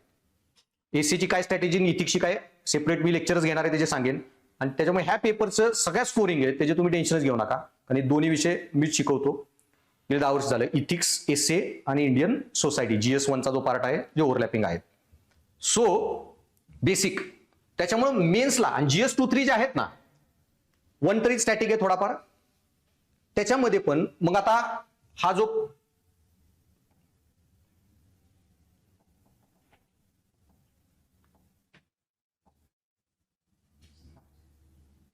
ह्याच्यामध्ये आता इश्यू काय बघा, एसए मध्ये मी सांगितले मार्क किती येतात, GS1 to 3 मध्ये आणि मार्क न येण्याचं कारण मी सांगतो. त्याचं नाही की टॉपर लोकांना ते विषय कळत नाही. GS1 मध्ये 3 मेजर सब्जेक्ट आहेत. कुठले, history, geography, Indian society. Indian society 80 मार्काचा आहे. त्याच्यामध्ये सिलेबस पण दिलेला आहे, पण क्वेश्चन लय डायनॅमिक असतात. कसे असतात फॉर एक्झाम्पल सांगायला, नंतर त्याचंही सेपरेट लेक्चर होईल. की भारतामध्ये विभक्त कुटुंब पद्धती वाढत आहे, याची कारणे आणि परिणाम सांगा. इंडियामध्ये लग्न ऍज अ संस्था, आपलं संस्कार म्हणून मिटत चालले आहे का, लिव्ह इन रिलेशनशिप वाढणे, डिव्होर्स वाढणे, असे डायनॅमिक असतात. प्रश्न काही येईल तुम्हाला, उत्तर ऑन स्पॉट जमतंय का नाही. ओके, सो डायनॅमिक पार्ट आहे. हिस्ट्री 80 मार्काचा.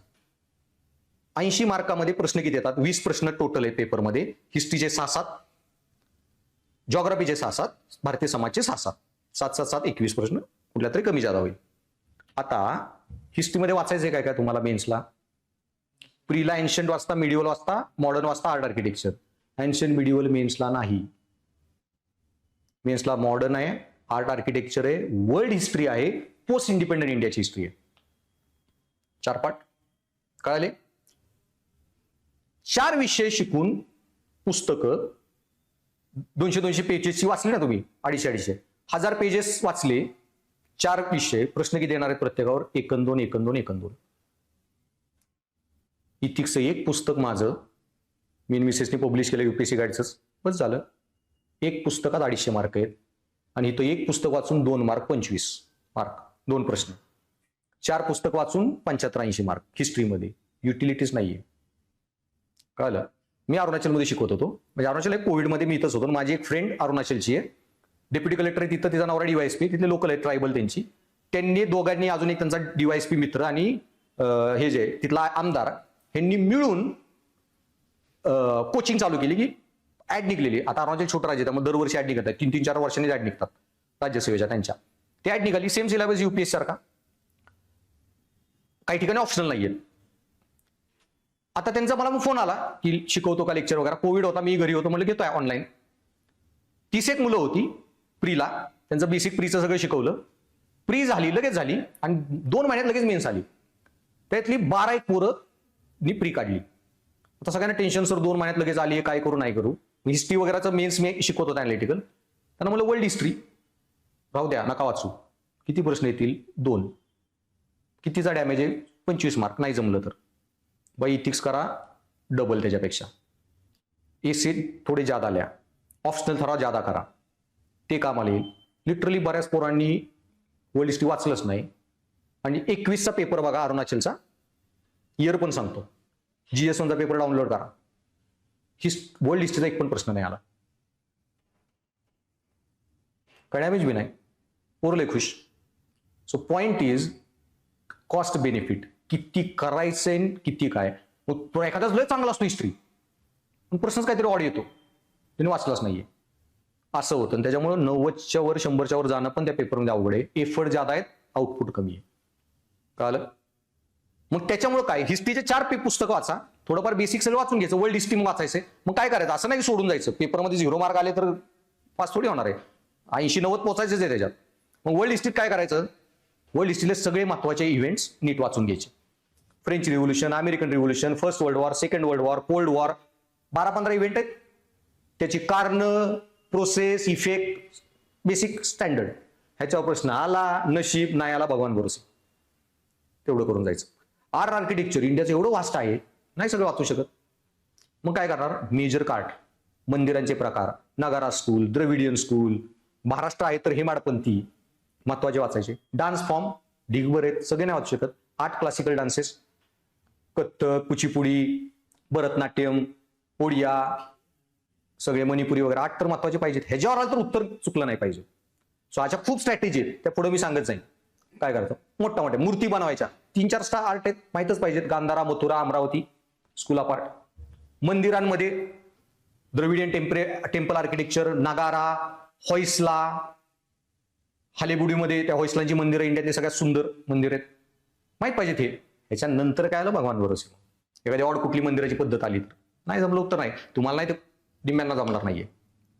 सो काय कसं वाचायचं, किती वाचायचं ते नीट कळलं पाहिजे. तेवढ्यावर मग तुम्हाला सगळा पेपर याची गरज नसते 20 पैकी, पण 15 प्रश्नामध्ये तुम्हाला आरामात 5-5 मार्क आले.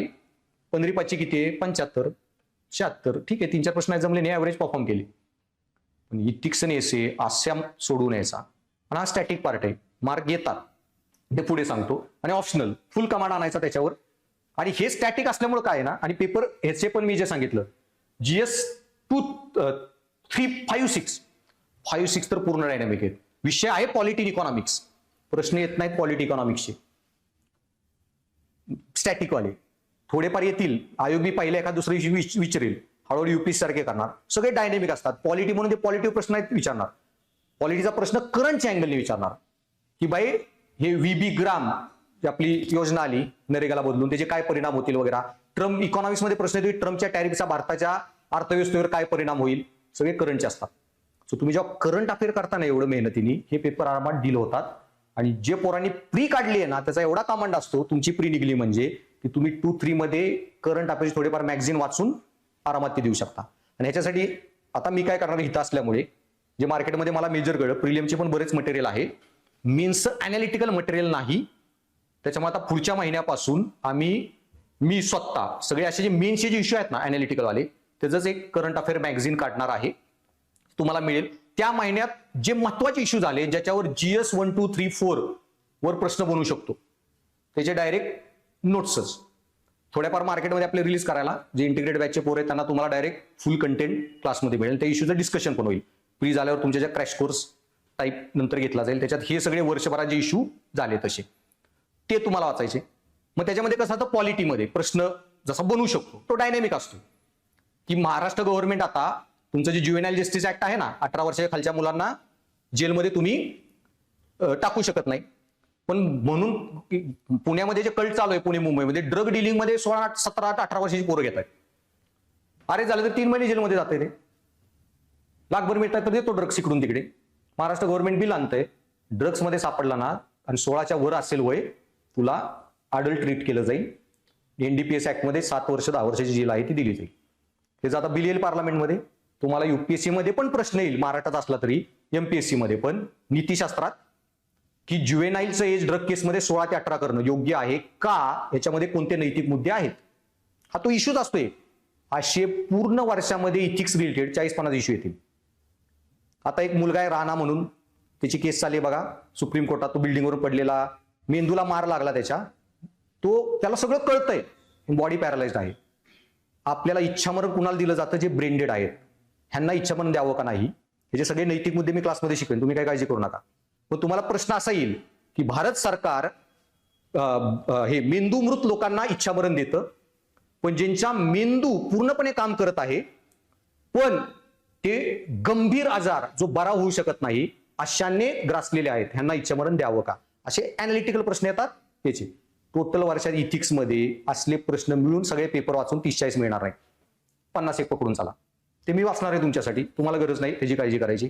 सेम GS 1, 2, 3 मध्ये असे 40-50 तुम्ही टोटल 301 मुद्दे असतात ते जर नीट केले ना हे 2-3 इथिक्सचा बराच पार्ट आरामात कव्हर होतो. पोरं तेवढे करतात व्यवस्थित 90-100 मारून जातात सेफली. ओके. आणि मग तुमचा ऑप्शनल पेपर तो तुमचा तुम्हाला नीट करावा लागणार. सो बेसिकली मग आता पुढचे मग आता निबंध वगैरे त्याच्याबरोबर थोडी बेसिक आयडिया देईन. मग निबंधामध्ये सेक्शन AB तुम्हाला 4 टॉपिक्स, सेक्शन A मध्ये 4 टॉपिक, सेक्शन B मध्ये 1 चूज करायचा आणि निबंध लिहायचा. निबंधाच्या पेपरचे 2 इश्यू आहेत बरं का, 1 पॉझिटिव्ह 1 निगेटिव्ह. एकमेव UPSCतला पेपर आहे MPSCतला ज्याच्यात ऑप्शन मिळतो तुम्हाला. बाकी कुठल्या पेपरमध्ये ऑप्शन नाही. GS मध्ये 20 प्रश्न आहे सोडवायचेच, नाही जमलं गेले मार्क. इथं 4 पैकी 1 निबंध लिहा, ऑप्शन मिळतो. आणि एकमेव असा पेपर आहे ना ज्याचा सिलेबस दिला नाही, फक्त निबंध. कशावर लिहायचे काही विचारू शकतात, सगळ्यात ओपन एंडेड पण सगळ्यात स्कोर करायचा तो विषय आहे का. आणि त्याच्यामध्ये MPSCनी फक्त एक गोष्ट, आता मी सांगितलं तुम्ही सिलेबस बघत बसू नका, चाकाचा शोध लावत बसू नका, आम्ही तेच कामं करतो. UPSC तर काहीच दिलं नाही. MPSCने एक तर वाक्य दिलंय की कशावर तुम्हाला जज करणार आहेत निबंधात, की दिलेल्या 8 निबंधापैकी 2 निबंध 1 फ्रॉम ईच सेक्शन. उमेदवारी निबंधाच्या पेपरमध्ये बहुविध विषयांवर, बहुविध कुठले काहीच नाही, निबंध लिहिणे आवश्यक असेल. निबंधाच्या विषयाची सुसंगत मांडणी की तुम्ही व्यवस्थित त्याला ऑर्गनाइज करता का. ओके. की मध्येच काहीतरी उलट पुलट कुठेही काय विचार आले कशी लिहित बसलाय. सुसंगत मांडणी, जसे तुमचे हे जे रिपोर्ट असतात ना गव्हर्नमेंटचे वगैरे, कारण ह्यांना मेजर एसे मध्ये चेक काय करायचे, उद्या तुम्ही 500-1000 शब्दाची ऑर्डर लिहू शकता का व्यवस्थित. आणि तुम्ही लक्ष्मीकांत पॉलिटी वगैरे शिकल्यावर कळत असले अँड ऑर अँड अँड एका शब्दात किती अर्थ बदलतो, एक एक शब्द तुम्ही किती मोजून मापून टाकता. जरांगे पाटलांचं आंदोलन झालं.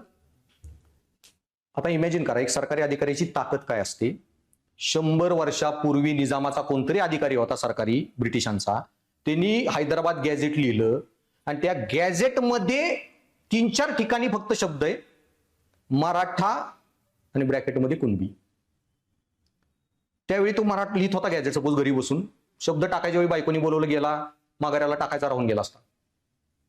आज तो एक शब्द होता, 100 वर्षांनी त्याचा एवढा परिणाम झाला पॉलिटिकली. तुम्ही एक एक ऑर्डर कोड जे पास करतो, तुम्ही तहसीलदार एक एक ऑर्डर जे पास करता, डेप्युटी कलेक्टर वगैरे, याचे किती परिणाम होऊ शकतात पुढे. कोर्टाकडे केसेस जे हायर ऑथॉरिटीकडे जातात. सो त्यांना हेच बघायचं की तुमच्याकडे ती क्लॅरिटी आहे का विचारांची, तुम्ही ती सुसंगत मांडणी करू शकता का, क्रमवार संकल्पना मांडू शकता का, आणि किती टू द पॉइंट लिहिताय, संक्षिप्त लेखन.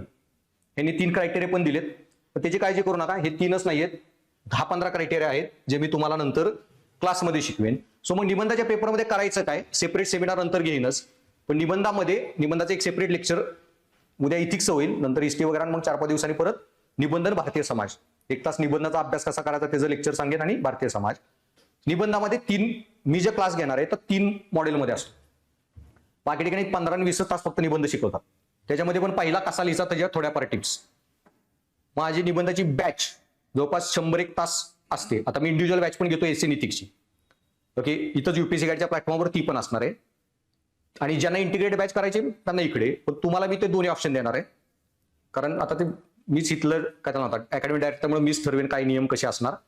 तुम्ही सगळ्यांना त्या इंडिव्हिज्युअल बॅचला पण मी इथिक्स तिकडे बसायला लावणार, तिकडे करून घ्यायला लावणार. कारण काय ना, मी कुठेही क्लास घेतला ना, इथिक्सचे 60-70 तास देतात, एसए 20 तासात 30 तास शिकवायला लागतात. सगळ्या स्कोरिंग सब्जेक्ट आहे, त्याच्यात शिकून होत नाही. इथल्या इंटिग्रेटेड बॅचमध्ये तुमची शिकडचे जे 60 तास आहेत, मी इथिक्सचा ती टोटल बॅच तुम्हाला 150 तासाची आहे, तिथंच घेणार. म्हणजे इंटिग्रेटची मुलं ती इंडिव्हिज्युअल बॅच दोन्ही एकत्र करून लेक्चर तिथं तुमचे घेणार. आणि एसएचे पण तसे 100-1 तासाची माझी बॅच आहे. पण ह्याच्यानंतर तुम्हाला या विषयाचा विचारही करावा नाही लागणार की अभ्यास काय करायचा आणि उत्तर कशी लिहायची. बेसिकली पॉईंट काय, मग 3 भागात मी एसे घेतो. पहिलं निबंधाचे स्वरूप, स्ट्रक्चर अँड फॉर्मॅटिंग. ओके, त्याच्यामध्ये निबंध कसा लिहायचा, आणि त्याच्यामध्ये सगळ्यात पहिल्यांदा युपीएससीने गेल्या 20 वर्षाचे निबंधाचे टॉपिक आलेत ना, सगळे मी क्लासमध्ये डिस्कस करतो. त्याचा अर्थ कसा लावायचा, काय पहिले 10-12 लेक्चर फक्त युपीएससीचे सगळे पेपर, हा टॉपिक काय होता, त्याचा अर्थ काय, त्याच्यातून तुम्हाला एक्सपेक्ट काय होतं. अर्थच नाही लागला ना, पुढं कचराच. आईवर निबंध होता ना, गाईवर लिहिला. त्यामुळे पहिलं तरी इंटरप्रिटेशन, त्याचा मथितार्थ तुम्हाला कळला का. आता युपीएससीत एक निबंध आलेला, self discovery has now been technologically outsourced. लय सोपा निबंध होता, ज्याला अर्थ कळला तो, आणि मी क्लासमध्ये शिकवलेला. ज्यांना क्लास केला त्यांना खूप भारी लिहिता आला. निबंध काय होता, self discovery has now been technologically outsourced. म्हणजे अस्तित्वाचा शोध घेण्याची प्रक्रिया, मी सगळ्या नोट्स केल्यात, एसएच्या रेडी आहेत, इथिक्सच्या रेडी आहेत, सगळ्या इंग्लिशच्या मराठीत केलेल्या आहेत.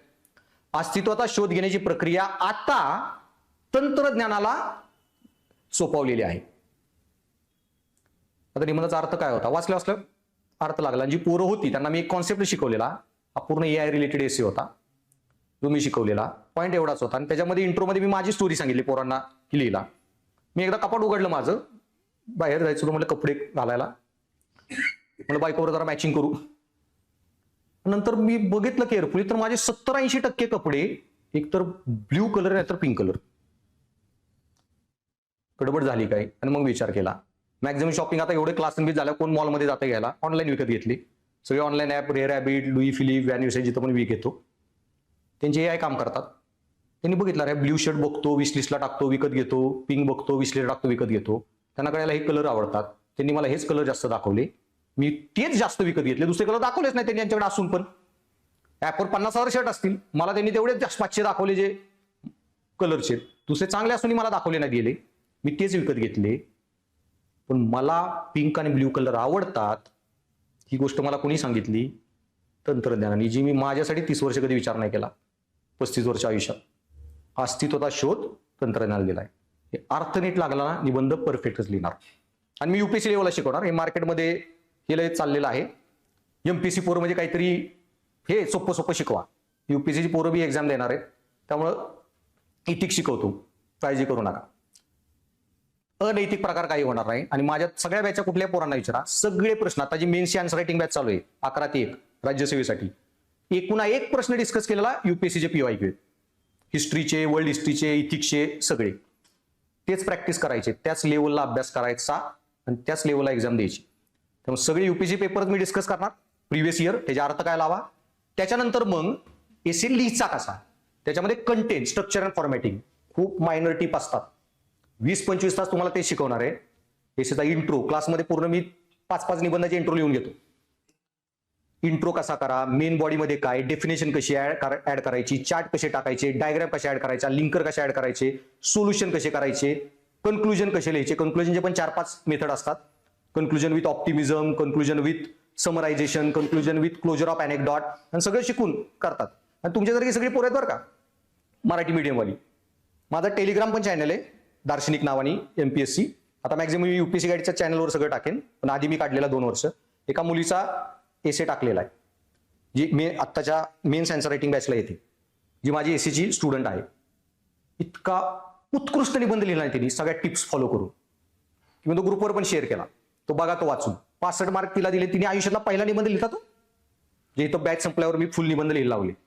लिटरली अमेझिंग होता तो. आणि सहज ती क्लासला लेट आली म्हणून तिला म्हणलं निबंध लिहून आणायचा. तो एवढा भारी लिहिला.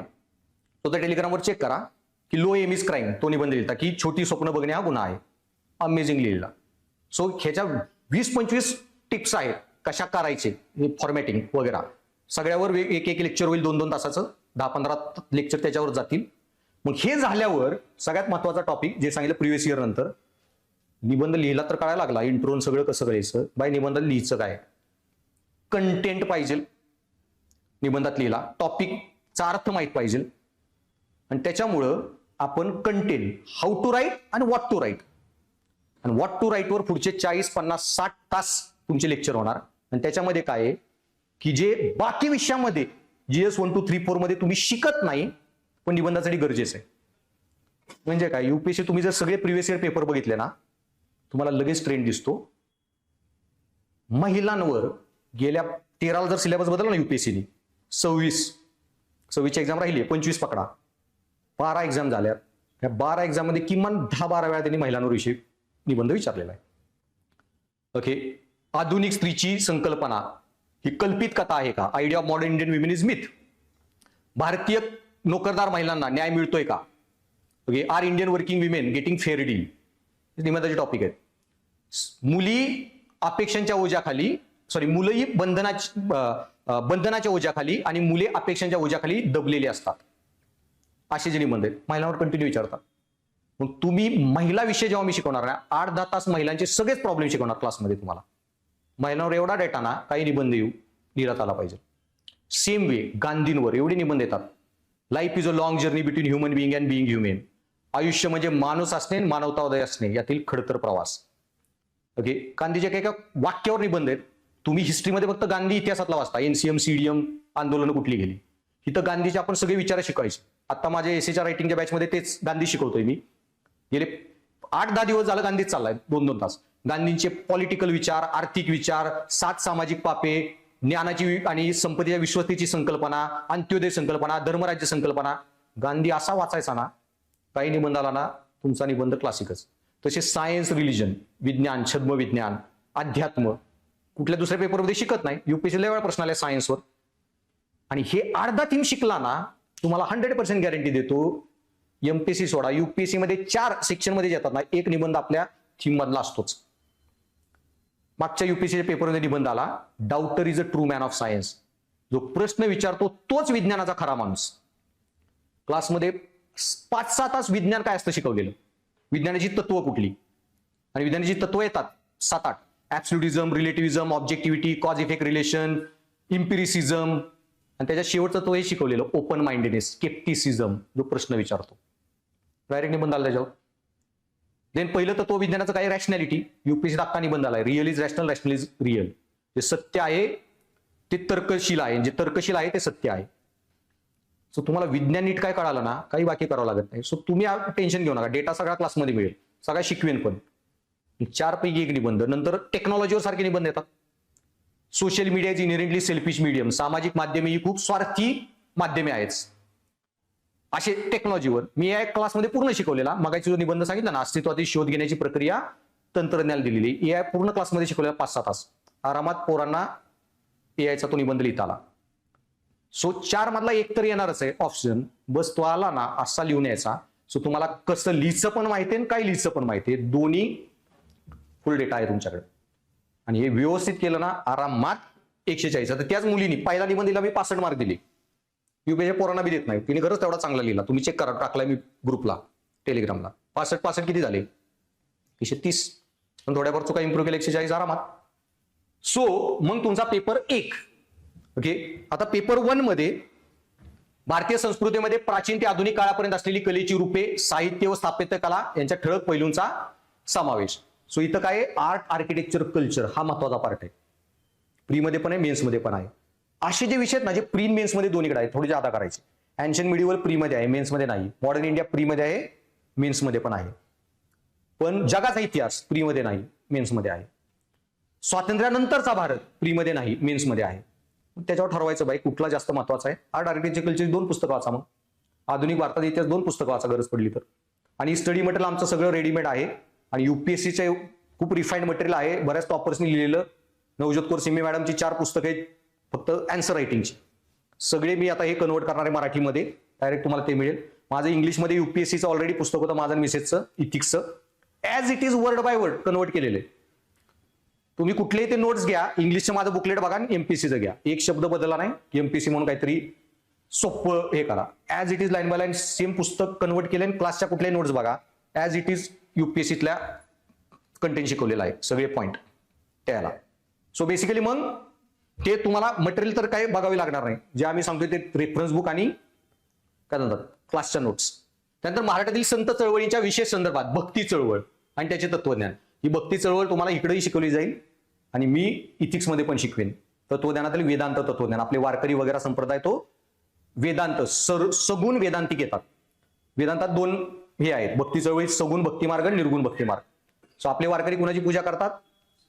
विठ्ठलाची, सो मूर्तीची. सो सगुण भक्तिमार्ग त्याला म्हणतात, ते करायचे. आणि बाकी पण मी शिकवेन सगळे. त्याच्यानंतर आधुनिक भारताच्या इतिहासातील 18व्या शतकाच्या मध्यापासून आजपर्यंतच्या महत्वपूर्ण घटना आणि महत्वपूर्ण व्यक्ती आणि समस्या. सो आधुनिक भारत इतिहासातील 18वं शतक. 18वं शतक म्हणजे 1750.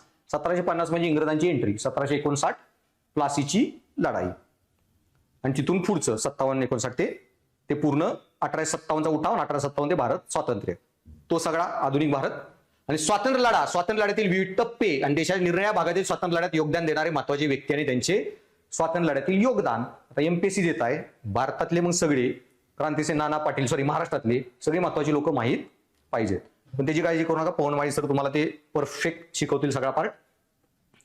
मग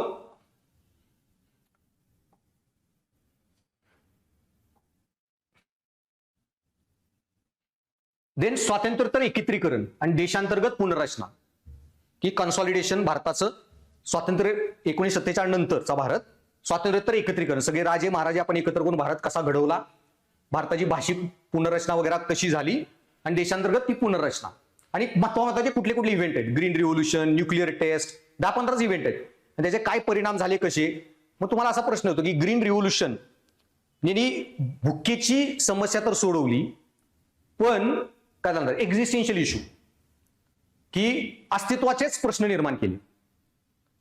याचा अर्थ काय की बाई भुकमरी होती, भुकमरीचे इश्यू सॉल्व्ह झाले, पण तुम्ही लोकांना अन्न तर दिलं, पण त्याची क्वालिटी आहे का, जी देसी व्हरायटीत होती हायब्रिड व्हरायटीमध्ये, ह्याच्यामुळे लोक पाण्याचा जेवढा मिसयूज व्हायला लागला, ऍग्रिकल्चर एकाच भागामध्ये झालं, बाकीचे भाग तसेच मागास राहिले पंजाब हरियाणा सोडून. सो असं तुम्हाला त्या गोष्टी शिकाव्या लागतात ज्या पोस्ट इंडिपेंडंट मधल्या. मग त्या कुठपर्यंत 2025 पर्यंत शिकाव्या लागतील, नोटबंदीचे इम्पॅक्ट वगैरे. पण त्या सगळ्या काय 10-15 इमर्जन्सी, अशा 10-15 महत्वाच्या घटना. 91चा एलपीजी रिफॉर्म, त्याचे काय इम्पॅक्ट झाले, ह्या सगळ्या गोष्टी.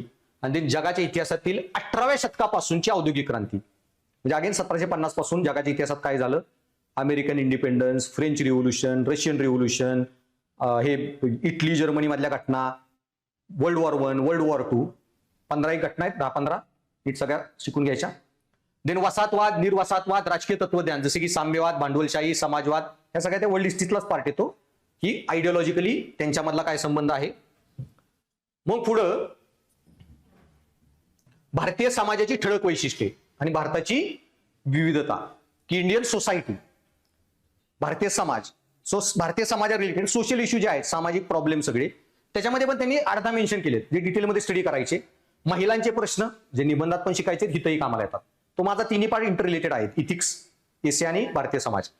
देन महिला संघटनांची भूमिका, लोकसंख्या पॉप्युलेशन वाढतीये त्याच्या समस्या, दारिद्र्य, गरिबी आणि विकासाचे इश्यू, नागरीकरण, अर्बनायझेशन वाढतंय, प्लॅनिंग नाही, काय नाही, त्याच्या समस्या, देन जागतिकीकरणाचा भारतीय समाजावर परिणाम, म्हणजे विभक्त कुटुंब पद्धती वाढतीये, डिवोर्स वाढतायत, हे जे सगळे परिणाम, आणि सामाजिक सबलीकरण, जातीयवाद, प्रांतवाद आणि धर्मनिरपेक्षता. की सोशल एम्पॉवरमेंट काय असतं, सामाजिक सबलीकरणाचा कन्सेप्ट काय आहे, हे सगळं आता मी सेपरेट जेव्हा भारतीय समाज शिकवेन एक एक टॉपिक डिसेक्ट करून नीट सांगेन त्याच्यात काय काय येणार आहे. जातीयवाद आज पण नाही इंडियामध्ये, प्रांतवाद आहे, हे भाषिक वादविवाद जे आहेत, महाराष्ट्रीयन, मराठी, अमराठी असे सगळे, आणि धर्मनिरपेक्षता, सिक्युलरिझम, त्याचे पण वेगवेगळे मॉडेल असतात.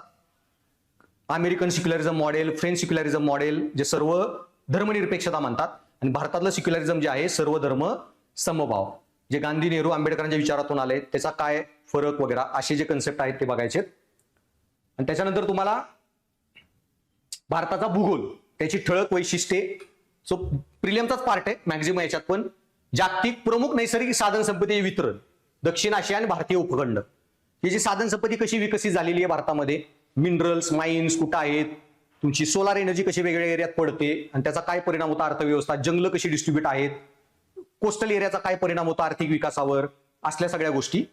जगातील विविध भागातील प्राथमिक, द्वितीय, तृतीय औद्योगिक सेवांच्या स्थानाला जबाबदार असणारे घटक भारतासह, की जगात एखादी इंडस्ट्री इथंच का जन्माला आली, सॉफ्टवेअर इंडियातच का आली वगैरे, हार्डवेअर इंडस्ट्री चायनातच का आली, अशा रिलेटेड जे डेव्हलपमेंटचे इश्यू आहेत ते, आणि भूकंप, सुनामी, ज्वालामुखी म्हणजे डिझास्टर रिलेटेड, चक्रीय वादळ इत्यादी अशा महत्वाच्या भूप्राकृतिक घटना, भौगोलिक वैशिष्ट्ये, त्यांचे स्थान व महत्वाची भौगोलिक वैशिष्ट्ये, जलाशय, हिमनग वगैरे, वनस्पती आणि प्राणी यांच्यातील बदल, अशा बदलांचा परिणाम, ही ग्लोबल वॉर्मिंग, क्लायमेट चेंज त्याच्या रिलेटेड.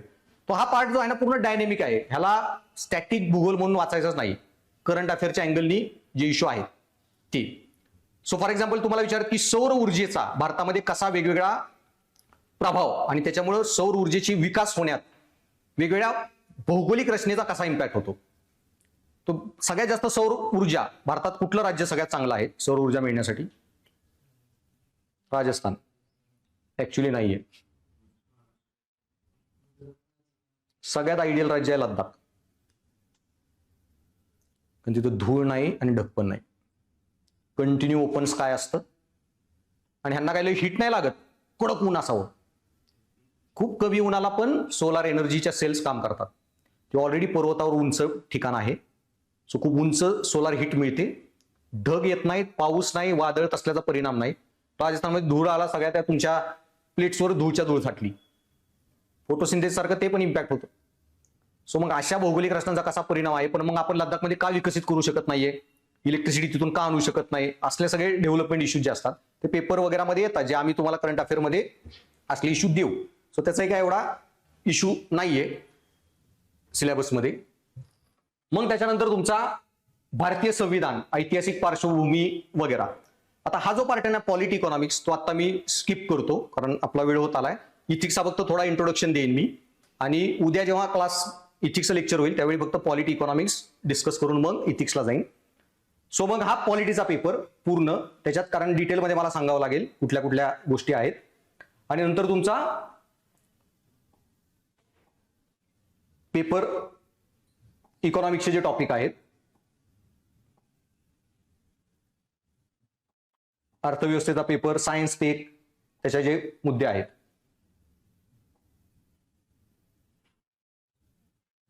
डिझास्टर मॅनेजमेंट वगैरे. आता त्याच्यानंतर हा जो इथिक्सचा पेपर आहे, नीतिशास्त्र, सचोटी आणि अभियोग्यता. ऍक्च्युली शुभम भिसे म्हणतोय की किती तास अभ्यास करावा लागेल.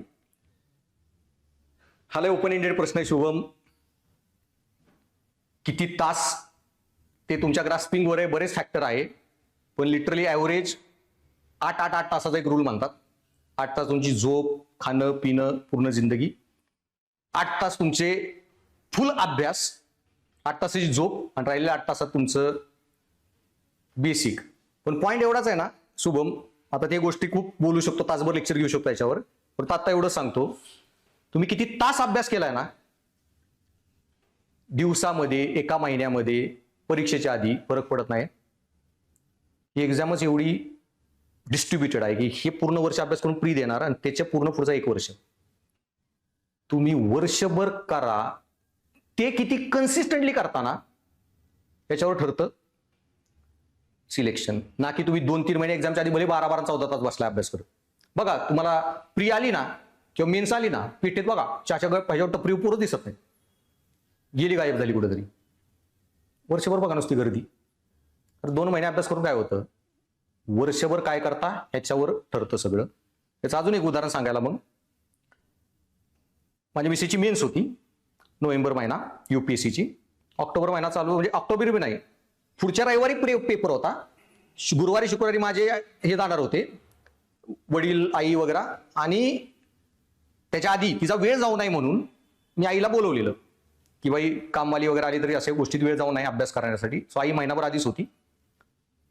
थोड्या दिवसांनी माझ्या मामांच्या मुलाचं लग्न होतं प्री मेन झाल्यावरतीच, आणि माझ्या मित्रांवर प्लॅन ठरला पिक्चरला जायचा.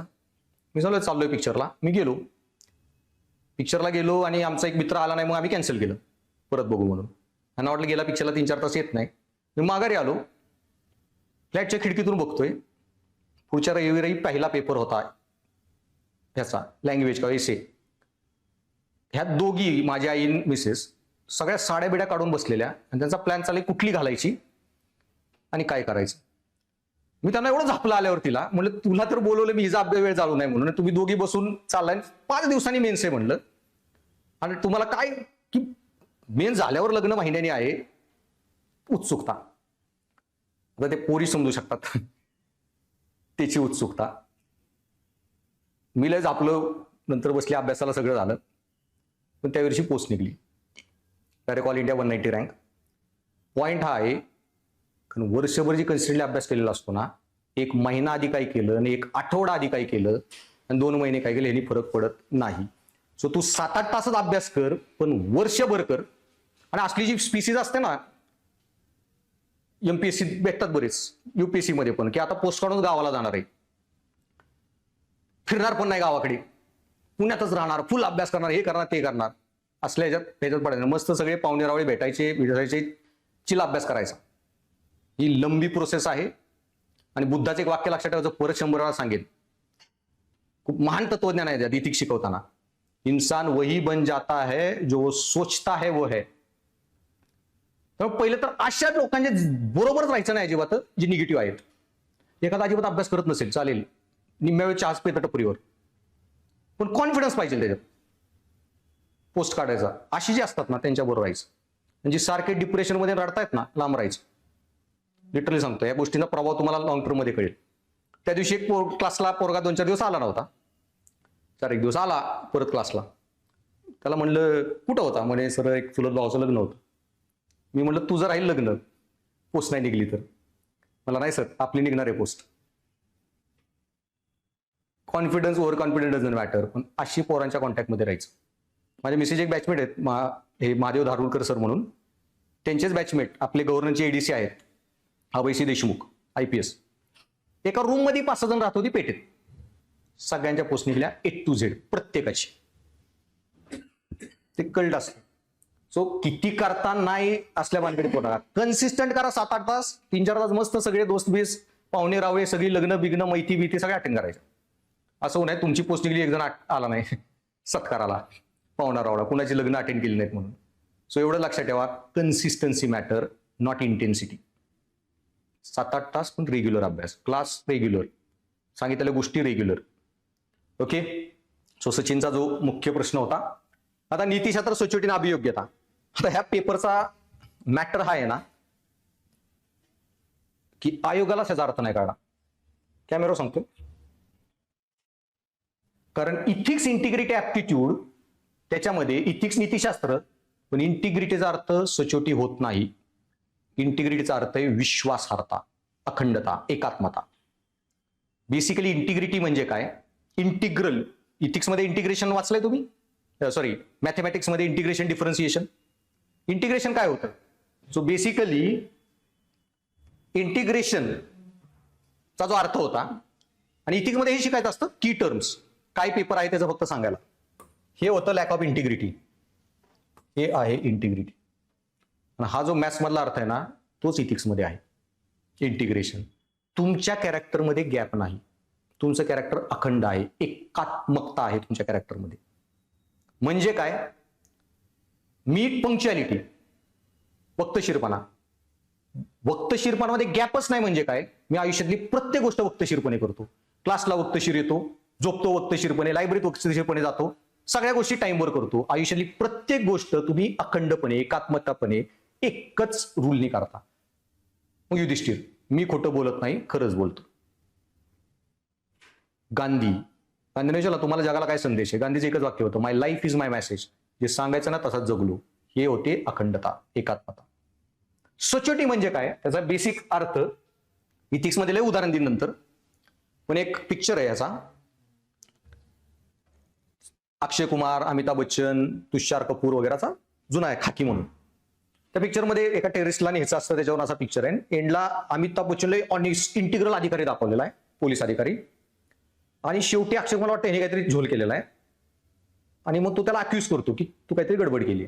मग तुषार कपूर येतो म्हणतो की अरे काय, हा किती डेकोरेटेड अधिकारी आहे, तू त्याला असं कसं बोलू शकतो? तर मग त्याचं एक वाक्य आहे, तो म्हणतो माना इन्होंने जिंदगी में कभी कुछ खाया नाहीये. मी करप्शन करत नाही. इंटिग्रिटी. कधीच केलं नाही. इंटिग्रिटी. मी सरकारची गाडी पण पर्सनल यूजला वापरत नाही. इंटिग्रिटी. सो माना इन्होंने जिंदगी में कभी कुछ खाया नहीं है, और इन्होंने जिंदगी में कभी कुछ किया भी नहीं है. किया नाहीये म्हणजे सचोटी. मी तर खात नाही, कुणाला खाऊनी नाही देणार. आणि माझ्या आधी जे होते ना त्यांच्या फायली काढून जाणार सगळ्या. आणि मी जाईन तेव्हा अशी सिस्टीम ठेवून जाणार की पुढच्याला येणाऱ्याला बी खाता येणार नाही. सचोटी ही प्रशासनात असते आणि तुमच्या आत पण असते. इंटिग्रिटी तुमच्या आतच असते, माइंडमध्ये. सो हे क्लिअर सगळ्या गोष्टींच्या टर्म, टेक्निकल मिनिंग आहे इथिक्स. उद्या येड्यागाबासारखा अभ्यास करू नका. प्रशासकीय नीतीशास्त्र आहे, पूर्ण ऑर्गनाइज सब्जेक्ट आहे तो. कळालं विश्वासार्हता आणि सचोटीत काय फरक आहे? टेक्निकली विषयाचं नाव पाहिजे होतं विश्वासार्हता. मी सुरुवातीला जेव्हा क्लास चालू केला 23 मध्ये इथिक्सच्या बॅचेस विश्वासार्हता ठेवलेला. आयोगाने सचोटी ठेवलाय तर मग म्हणलं ठेवा सचोटी. पोरं मला जेड्यात काढायची. मग तुम्हाला कळेल पुढे प्रश्न आल्यावर ही सगळी वाक्याची मिनिंग. जेव्हा हे कॉन्सेप्ट शिकवेल ना, इंटिग्रिटी आणि प्रोबिटी, टोटली दोन वेगळे प्रश्न आहेत. तुकाराम मुंडे साहेब नागपूरला गेले. 10 दिवसांनी पेपरमध्ये न्यूज होती, एक अंडरवर्ल्ड डॉनचा कुठला तरी बंगला होता 100-1 कोटीचा इलिगल, पाडला त्यांनी. नोटिसेस का एका दिवसात इश्यू होता, सगळ्या 10 दिवसात नोटिसेस लय आधी इश्यू झालेल्या. कोण गेलाच नव्हता पाडायला. असतील मग त्यांच्या आधीचे पण बरेच अधिकारी ऑनेस्ट. तुमच्या ऑनेस्टीचं करायचंय काय? जर तुम्ही ऍक्शनच घेत नसाल प्रशासनात, मी खात नाही पण सगळ्या इलिगल कामं चालून देतो. तुकाराम मुंडे साहेबांनी गेले, इलिगल आहे ना, पाडून येतो. काय होईल ते होईल माझं. जीव जाऊ तर जीव जाऊ, पण नियम म्हणजे नियम फॉलोच करणार. ही झाली सचोटी. अशी तुम्हाला लय उदाहरण देईल प्रशासकीय. सो नीतिशास्त्र, सचोटी आणि अभियोग्यता. मग याच्यामध्ये हा टोटल शब्दात 3 शब्दातच सिलेबस पूर्ण मेन्शन केलेला आहे. 3 गोष्टी: तत्वज्ञान, फिलॉसॉफी म्हणजे इथिक्स, मानसशास्त्र, ऍप्टिट्यूड, आणि तुमचा लोकप्रशासन, ऍडमिनिस्ट्रेटिव्ह इथिक्स. आणि याच्यामध्ये सगळा इश्यू. ह्या पेपरचं उद्या 3 तास फुल डिस्कशन होईल, 2-2.5 तास व्यवस्थित. प्रत्येक टॉपिक, सिलेबस काय म्हणणं आहे, काय नाहीये. पण याच्यामध्ये मग तुमचे बेसिकली सांगितलं की टर्मिनॉलॉजी खूप महत्वाची असते ह्या पेपरमध्ये. आणि एकदा कळली ना, तुफान मार्क येतात. सो इथिक्स म्हणजे नीतिशास्त्र आणि नीतिमत्ता, मोरॅलिटी, ह्याच्यात काय फरक आहे. आणि मार्केटमध्ये मला माझे स्टुडंट इतके फोटो पाठवतात ना, सर या नोट्समध्ये असं दिलंय, इतके काही अर्थ लावून लिहिलेले आहे. भाई ह्या टर्मचे अर्थ मी मास्टर म्हणून पण नाही लावू शकत. भाई नीतिशास्त्रात मी शिक्षक आहे, मी तत्वज्ञानी नाहीये. तत्वज्ञानी ह्याच्या क्लिअर व्याख्या दिल्यात. मोरॅलिटीची, नीतिकच्या सगळ्यांनी व्याख्या दिल्या. जॉन डिग त्याची इथिक्सची पूर्ण क्लिअर कट व्याख्या आहे. नीतिमत्तेची अरिस्टॉटलची पूर्ण व्याख्या आहे. काय बाय त्या व्याख्येचाच अर्थ लावायचा असतो, स्वतः नाही बनवू शकत. नीतिशास्त्र, नीतिमत्तेमध्ये तुमच्यापैकी कोण नॉनव्हेज खात नाही? का नाही खात? जन्मापासून खात नाही. सो आता खाऊ शकतो.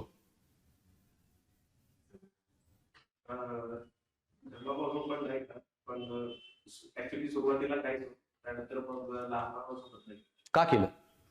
त्याचं कारण असं जर होतं की काय काय हा त्यापासून आपण त्याला कुठेतरी स्टॉप करतो किंवा त्याला द्यायचं स्टॉप करतो की जी ह्युमन सायन्सची लाईफ सायकलची त्याच्यामध्ये आपण काय खाल्लं पाहिजे, ह्युमन बीइंगने काय खाल्लं पाहिजे, काय नाही खाल्लं पाहिजे, तर त्याचा त्यामधला खरा मोठा डिफरन्स आहे. सो तेच सांगू फायनल रिझन काय झालं ते मला नाही कळालं.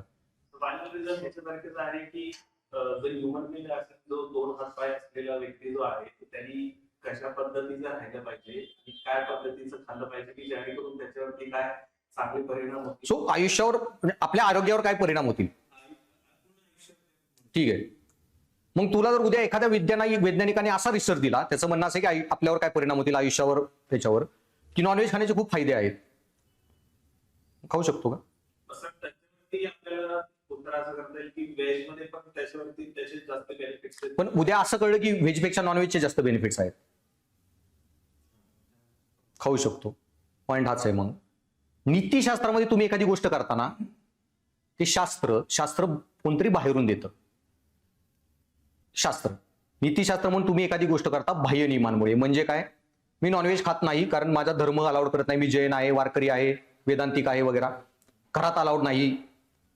तुम्ही योग्य गोष्ट करताय, कुणीतरी बाह्य गोष्टीने सांगितलं, ते झालं नीतिशास्त्र. नीतिमत्ता म्हणजे तुम्ही योग्य गोष्ट करता कारण तुम्हाला कळाली ती करणं काय योग्य आहे, स्वतःच्या अंतरात्म्याच्या आवाजाने. त्यांनी सांगितलं की स्वतःचं कारण आहे त्यांचं.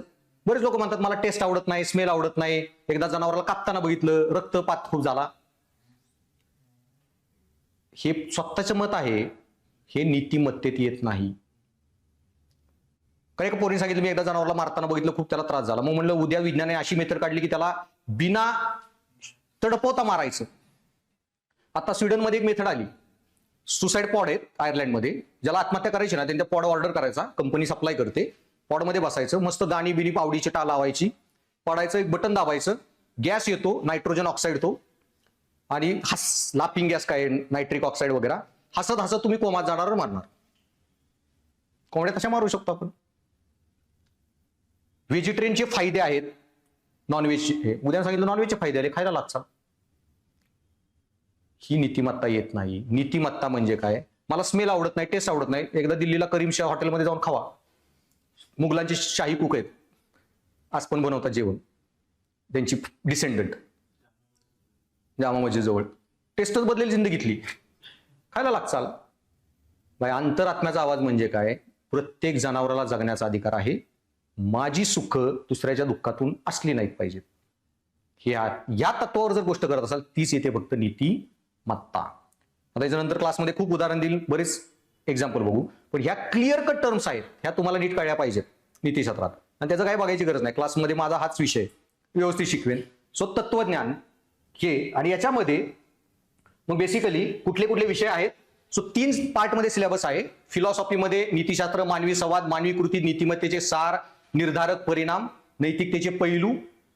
हा फिलॉसॉफीचा पार्ट आहे ना, पण टॉपिक 2च आहेत, त्याच्यात एवढं तत्वज्ञान आहे ना शिकवायला की जवळपास 60-70 तासच ह्याचं डिस्कशन चालतं. टॉपिक लय छोटे आहेत पण त्याच्यात खूप सब पार्ट आहेत. त्याच्यानंतर येतो मानसशास्त्र, याच्याबद्दल पण डिटेलमध्ये सांगेन नंतर. मानवी मूल्य, महान नेते, सुधारक, प्रशासक यांच्या जीवनातून मिळणारे धडे. आता ढिगभर थिंकर्स आहेत, महत्वाचे मी शिकवणार, फॉरेन आणि इंटरनल, सुधारक वगैरे. त्यामध्ये अरिस्टॉटल, प्लेटो, सॉक्रेटिस, बुद्धा, महावीरा, देन आपले काय म्हणतात बेनथॅम, मिल, बाहेरच्या जगामध्ये जॉन लॉक, मूलभूत अधिकार सिद्धांत त्यांनी दिलेला, गांधी, भगवद्गीता, आणि नंतर महाराष्ट्रात महात्मा फुले, सावित्रीबाई फुले, बाबासाहेब, हे 15-20 जण. आता याच्या पुढे काय विचारतील त्याची गॅरंटी नाही, आपल्याला कुठेतरी थांबावं लागणार आहे सिलेबसमध्ये. पण हे महत्वाचे जे आहेत ना सगळे, ओके, गांधी, बाबासाहेब, महात्मा फुले, सावित्रीबाई फुले, विवेकानंद, स्वामी दयानंद सरस्वती, या सगळ्यांबद्दल फुल डिटेल. त्यानंतर role of family, society, education institution यांची इन इन्कल्केटिंग व्हॅल्यूज, की मूल्य संक्रमणामध्ये फॅमिली, कुटुंब, समाज या सर्व गोष्टींचे मूल्य संक्रमणात भूमिका. आता सांगितलं ना 33% कोचिंग, 33% अभ्यास, 33% स्ट्रॅटेजी. त्यांनी सिलेबसमध्ये काय दिले, फॅमिली, सोसायटी, एज्युकेशन इन्स्टिट्यूशन. उद्या डिटेल सांगेनच हे सर. पण तुम्हाला जर प्रश्न आला ना, नीतिशास्त्र असे प्रश्न येतात की नीतिशास्त्र म्हणजे काय किंवा मूल्य म्हणजे काय, आणि मूल्य संक्रमणात कोणत्याही 3 घटकांचा मूल्य संक्रमणातील भूमिका स्पष्ट करा. कॉम्पिटिटिव्ह एक्झामचा रूल आहे, एक लक्षात ठेवायचा. Write more than others and write different. 1857 उठावाची कारणं विचारली ना, बाकी 8 लिहितील, तुम्ही 16 लिहून यायची. आता इतर 3च सांगितलेत, तिथं काही जादा नाही लिहू शकत. 6 लिहिले काय मार्क नाही मिळणार, 3च लिहिचे. Right different. 99% पोरं हेच लिहिणार आहेत. कुटुंब, समाज आणि शिक्षण. सगळ्यात फालतू 3 एजन्सी आहेत, लिटरली सांगतो. कुटुंब, किती जण तुमच्यापैकी घरच्या आई वडिलांशी रोज तासभर मूल्य संस्काराच्या विषयावर डिस्कस करता? एज्युकेशन मधून मूल्य येत असते ना भारतात, तेवढा जातीयवाद नसता. 20 वर्ष काय केलं? भारत माझा देश आहे, सारे भारतीय माझे बांधव आहेत. कुठली बांधिलकी आली? सगळ्यात जास्त मूल्य आज ना, नीट बघितल्यावर कळेल तुम्हाला, क्लासमध्ये शिकवेन तेव्हा, आणि हेच डिफरंट थिंकिंग. सगळ्यात जास्त मूल्य येत आहेत आज सोशल मीडिया. जेवढा टाइम तुम्ही घालवता ना सोशल मीडियावर, सगळ्यात जास्त मूल्य येत आहेत तंत्रज्ञान. महिला लढाऊ भूमिकेत तुमची आजी का नाही म्हणली बरं मला लढाई करायची? आत्ताच पोरी का म्हणायला लागल्या? अरे आधी लढाई करायची म्हणजे घोड्या बसा 5 किलोची तलवार घेऊन. आता लढाई करा एक स्नायपर घेऊन, विमानात बसा बटन दाबा. तंत्रज्ञानाने मसल पॉवर्स घालवून टाकली लढाईतली. महिलाही लढू शकतात. तंत्रज्ञान एवढी मूल्य बदललीत ना, कुणीच बदलली नाहीत. हे साबरीमाला, हे पुढे सगळे कन्सेप्ट सांगेन. महिलांना साबरीमालात प्रवेश द्या. तुमच्या आजी खापरपंजी का बोलली नाही साबरीमालात मला प्रवेश द्या? अरे तेव्हा फिमेलला मेन्स्ट्रुएशन मध्ये देवळात नाही जाऊ शकत. पण आता तुमचे सॅनिटरी पॅड वगैरे सगळं तंत्रज्ञान अवेलेबल आहे. महिला काम करू शकतात, देवळात जाऊ शकतात, स्वच्छता मेंटेन राहू शकते. म्हणूनच आज हे मुद्दे आले. जेवढं तंत्रज्ञानाने बदललंय ना, कुणीच नाही बदललं माणसाला. ते कळेल तुम्हाला शिकवल्यावर. ह्याच्याबद्दल माहिती लिहा. बाकी सगळे लिहिणार कुटुंब, समाज. सगळ्यात जास्त आज मूल्य. तुम्हाला काय वाटतं, मला काय वाटतं, कुणाला काय वाटतं, काय फरक पडत नाही. आज जे निर्णय होणार सगळे कशाने? संविधान. तुमची मूल्य सगळ्यात जास्त आज ठरवतंय संविधान. तुम्ही किती जातीवादी असाल नसाल फरक पडत नाही. बाई SC/ST अॅट्रॉसिटी ऍक्ट जेलमध्ये जाचाल. डोमेस्टिक व्हायलन्स महिलांविरुद्ध जेलमध्ये जाचाल. संविधानाचे कायदे, संविधानाचे मूल्य, आज सगळा देश त्याच्यावर चालू आहे. सो एक प्रशासकीय अधिकारी म्हणून काय उत्तर पाहिजे तुमचं ना, हे तुम्हाला ज्याला कळलं पाहिजे ना. असे मी 20 घटक शिकवेन जे सिलेबसमध्येच नाही आहेत. त्यामुळे सिलेबसच्या ह्याच्यावर जायचं नाही. उद्याच्यावर अजून डिटेल चर्चा करेन. सो हे फक्त टॉपिक आहेत बेसिक मेन्शन करायला. त्यानंतर ॲटिट्यूड, कंटेंट की वृत्ती, सामग्री, रचना, कार्य, वृत्तींचा विचार, वर्तन यावरील प्रभाव. थोडा टेक्निकल टॉपिक आता काय सांगत नाही. देन नैतिक आणि राजकीय वृत्ती, हा पण मानसशास्त्राचा एक प्रकार आहे. त्यानंतर सामाजिक प्रभाव आणि आणू नये, social influence and positive communication. हा टॉपिक काय आहे ना, हे मी लेक्चर संपल्यावर फक्त एका व्हिडिओत दाखवून देतो तुम्हाला. सामाजिक प्रभाव काय असतो आणि उद्या डिटेलमध्ये शिकवेन, त्याच्यावर बेसिक सांगेन. आणि अजून एक कन्सेप्ट आहे भावनिक बुद्धिमत्ता. संकल्पना, त्याची उपयुक्तता आणि प्रशासन आणि कारभारातील उपयुक्तता. मानसशास्त्रात सगळ्यात जास्त प्रश्न आतापर्यंत UPSCने 12 वर्षात ह्या टॉपिकवर विचारले. भावनिक बुद्धिमत्ता. 3 टाईपच्या बुद्धिमत्ता असतात. Analytical, IQ. प्रॅक्टिकल, जे स्ट्रीट स्मार्ट असतात लोक, गॅरेज मेकॅनिक, प्लंबर्स वगैरे. आणि तिसरी येते सामाजिक बुद्धिमत्ता, समाजात चांगला घटक बनायला. आणि समाजात चांगला घटक बनायचा असेल तर पहिल्यांदा भावनावर कंट्रोल पाहिजे. कधी काय बोला आणि कधी काय नका बोलू. आणि मी लय स्ट्रेट फॉरवर्ड माणूस आहे. स्ट्रेट फॉरवर्ड नाहीये, तुझ्यात भावनिक बुद्धिमत्तेचा अभाव आहे. कधी काय बोलावं कळत नाही. सो समाजाचा घटक बनण्यासाठी भावनावर कंट्रोल. सो भावनांना बुद्धीने आणि बुद्धीला भावनेची जोड म्हणजे भावनिक बुद्धिमत्ता. ही प्रशासनात कशी कामाला येते त्या अँगली आपल्याला जास्त शिकायचंय. सायकोलॉजी अँगली नाही शिकायचा. सगळा पेपरच प्रशासनाच्या अँगली शिकायचा आहे. प्रशासनात का हा टॉपिक आहे, की उद्या मला सर्व्हिसमध्ये गेल्यावर हा टॉपिक का शिकायचा आहे हे तुम्ही अभ्यास करायचा, कारण सगळं अप्लाइड आहे. पंचायत सिरियल बघितली का? पंचायत एक अमेझॉनवर येते, वेब सिरीज आहे, लय फनी सिरीज आहे हिंदीमध्ये. त्यात एक अख्खा एपिसोड आहे ना भावनिक बुद्धीमध्ये अभावावरच आहे. तर पॉप्युलेशन कंट्रोल करायला स्लोगन, कॅम्पेन करतात. आणि स्लोगन लिहितात ना भिंतीवर प्रशासन, ते एक स्लोगन लिहितात, 2 बच्चे मिठी खीर उससे ज्यादा बवासीर. म्हणजे 2 मुलं म्हणजे खीर, तिसरं म्हणजे मूळव्याध. आणि लिहिलेलं असतं भिंतीवर, तो ग्रामपंचायत सेक्रेटरी लिहित असतो. एक माणूस येतो 2 पोरीने 1 पोराला घेऊन. अरे तुम्ही पुढच्या लोकांना सांगताय ज्यांची पोरं नाहीत आत्ता, ठीक आहे, पण ज्याची ऑलरेडी 3 आणि 4 पोरं त्याला काय सांगते, तो 3रं आणि 4थं पोरगं मूळव्याध आहे. त्या ह्याच्या एंडमध्ये एक जण ग्रामपंचायत जातो ज्याची 5 पोरं असतात, असं ते मेन्शन केलेलं आहे. आणि ती स्कीमची नावं हटवा माघारी. बाई तुम्ही काय स्लोगन बनवताय, काय करा, प्रशासन कसं चालवलं पाहिजे, कधी फायरिंग करा आणि कधी करू नका, हे कळणं म्हणजे बेसिकली भावनिक बुद्धिमत्ता. कोल्हापूरमध्ये पूर आलेला, खूप उदाहरण देईन मी अशी, हीच लिहिची उदाहरण पेपरमध्ये. कोल्हापूरमध्ये पूर आलता, 19चा इन्सिडेंट माहित असेल, भयानक पूर होते. तेव्हा लय लोक वैतागलेली, सरकारने लवकर मदत केली नाही वगैरे. ते का IPSचा व्हिडिओ आला, तो जीपवर होता, सगळी लोक खालनं ओरडत होती. तिथं तुम्ही लाठीचार्ज नाही करू शकत. कधी कळलं पाहिजे प्रश्नात, बुद्धी वापरा आणि भावना वापरा. तो सिंपल म्हणला, मी तुमचं दुःख समजू शकतो, माझंही क्वार्टर IPSशी हितच आहे, माझंही सगळा पहिला मजला पाण्यामध्ये गेलेला आहे, माझा टीव्ही, फ्रीज, बेड जेवढा आहे सगळं भिजलंय, खराब. आणि माझी बायको टेरेसवर आहे, स्टोर रूम मध्ये मुलीसोबत.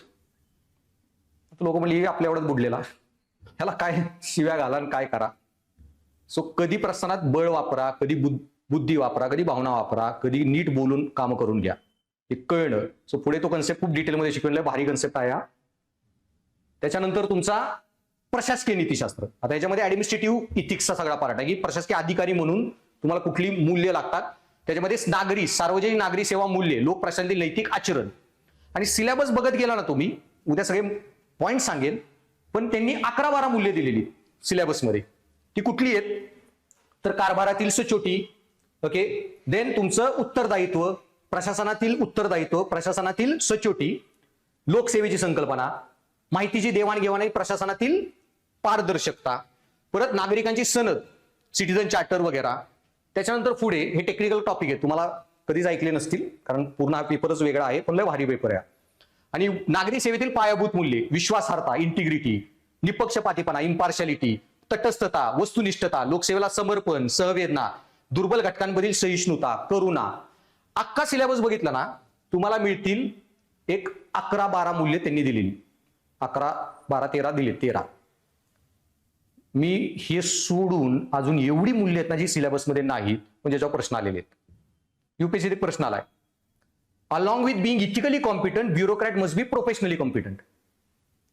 म्हणजे काय, नैतिक असण्याबरोबर तुम्ही प्रोफेशनल असणं गरजेचं आहे. प्रोफेशनल म्हणजे व्यावसायिकता पाहिजे तुमच्यात. म्हणजे काय, आता प्रोफेशनलिझम अख्ख्या सिलेबसमध्ये कुठं नाहीये. तो सिलेबसच्या हिशोबाने अभ्यास करू नका. मार्केटमध्ये इथिक्स महिन्यामध्ये एसियन इथिक्सची अख्खी बॅच संपवतात, क्रॅश कोर्स. अरे फक्त टॉपिक शिकवताय, पेपर बघा, ते शिकून पेपर सॉल्व्ह होणार आहे का, हा प्रश्न आलेला आहे UPSC. प्रोफेशनलिझम सिलेबसमध्ये कुठंच नाही, त्याची तुम्ही काळजी करू नका. सगळे मी अनालाइज केलेले आहेत, काय काय प्रश्न आलेत सगळ्या अँगलनी.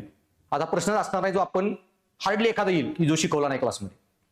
याचा अर्थ एवढाच होता, तुम्ही लय नैतिक आहात, पोलीस अधिकारी, अजिबात करप्शन करत नाही. अरे पण तुम्हाला एक गुन्हा सॉल्व्ह करता येत नाही.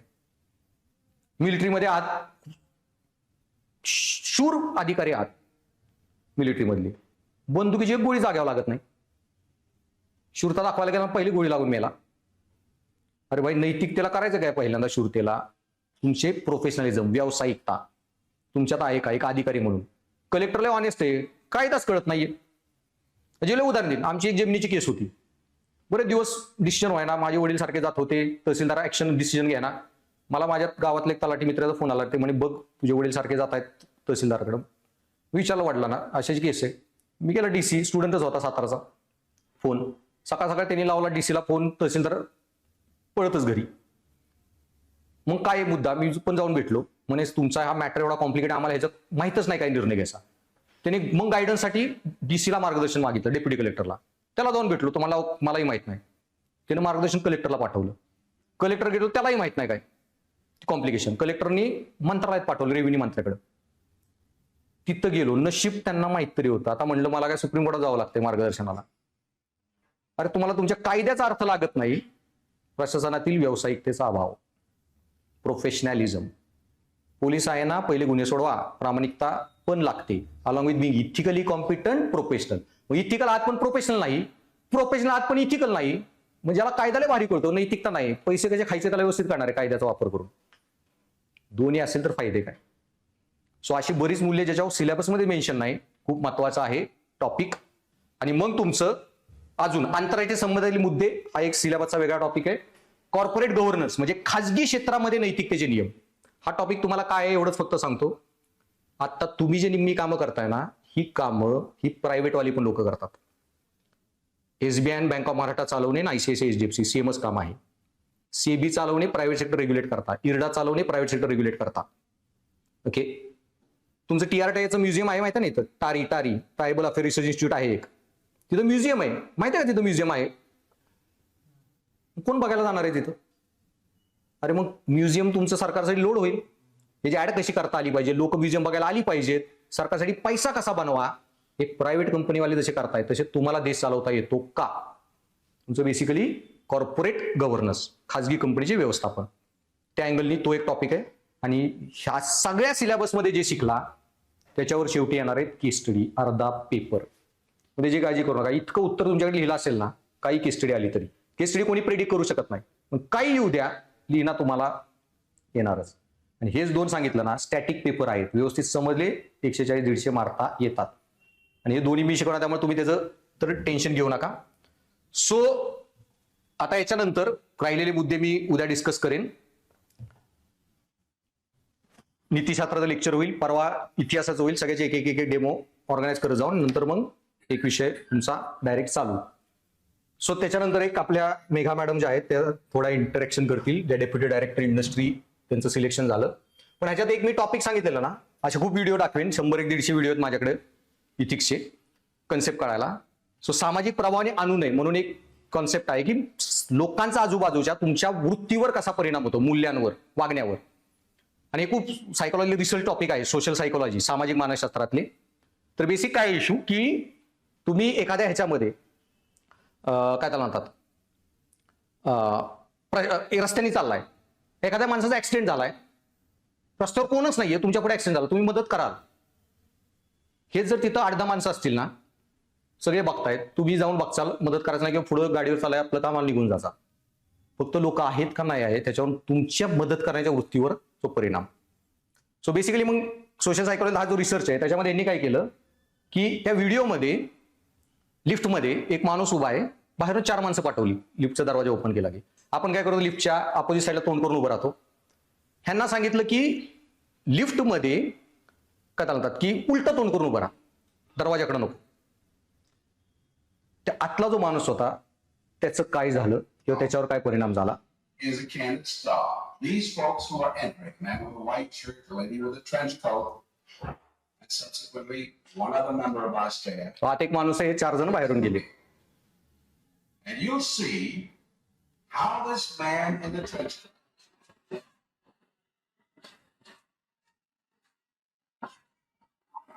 tries to maintain his individuality. Little by little,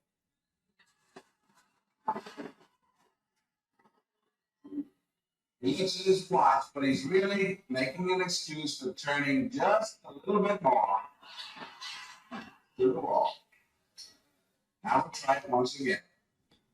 Here's the candid subject. Here comes the candid count staff, 3 of them at least. And this आता man, तो आतला एक माणूस आहे, हे बाहेरून 3 गेले, उलटे उभे राहिले, 4था पण गेला.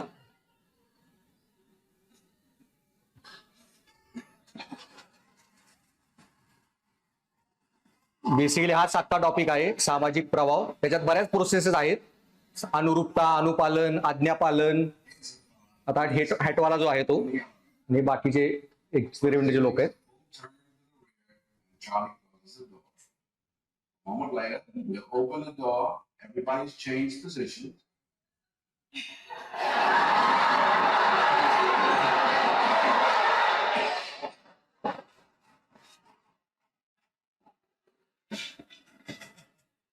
Now let's see if we can use टोपी काढताना टोपी घालतात. group pressure for some good.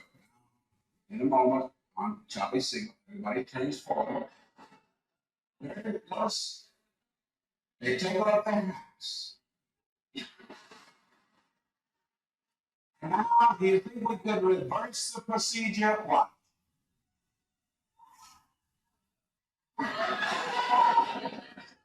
So basically कळालं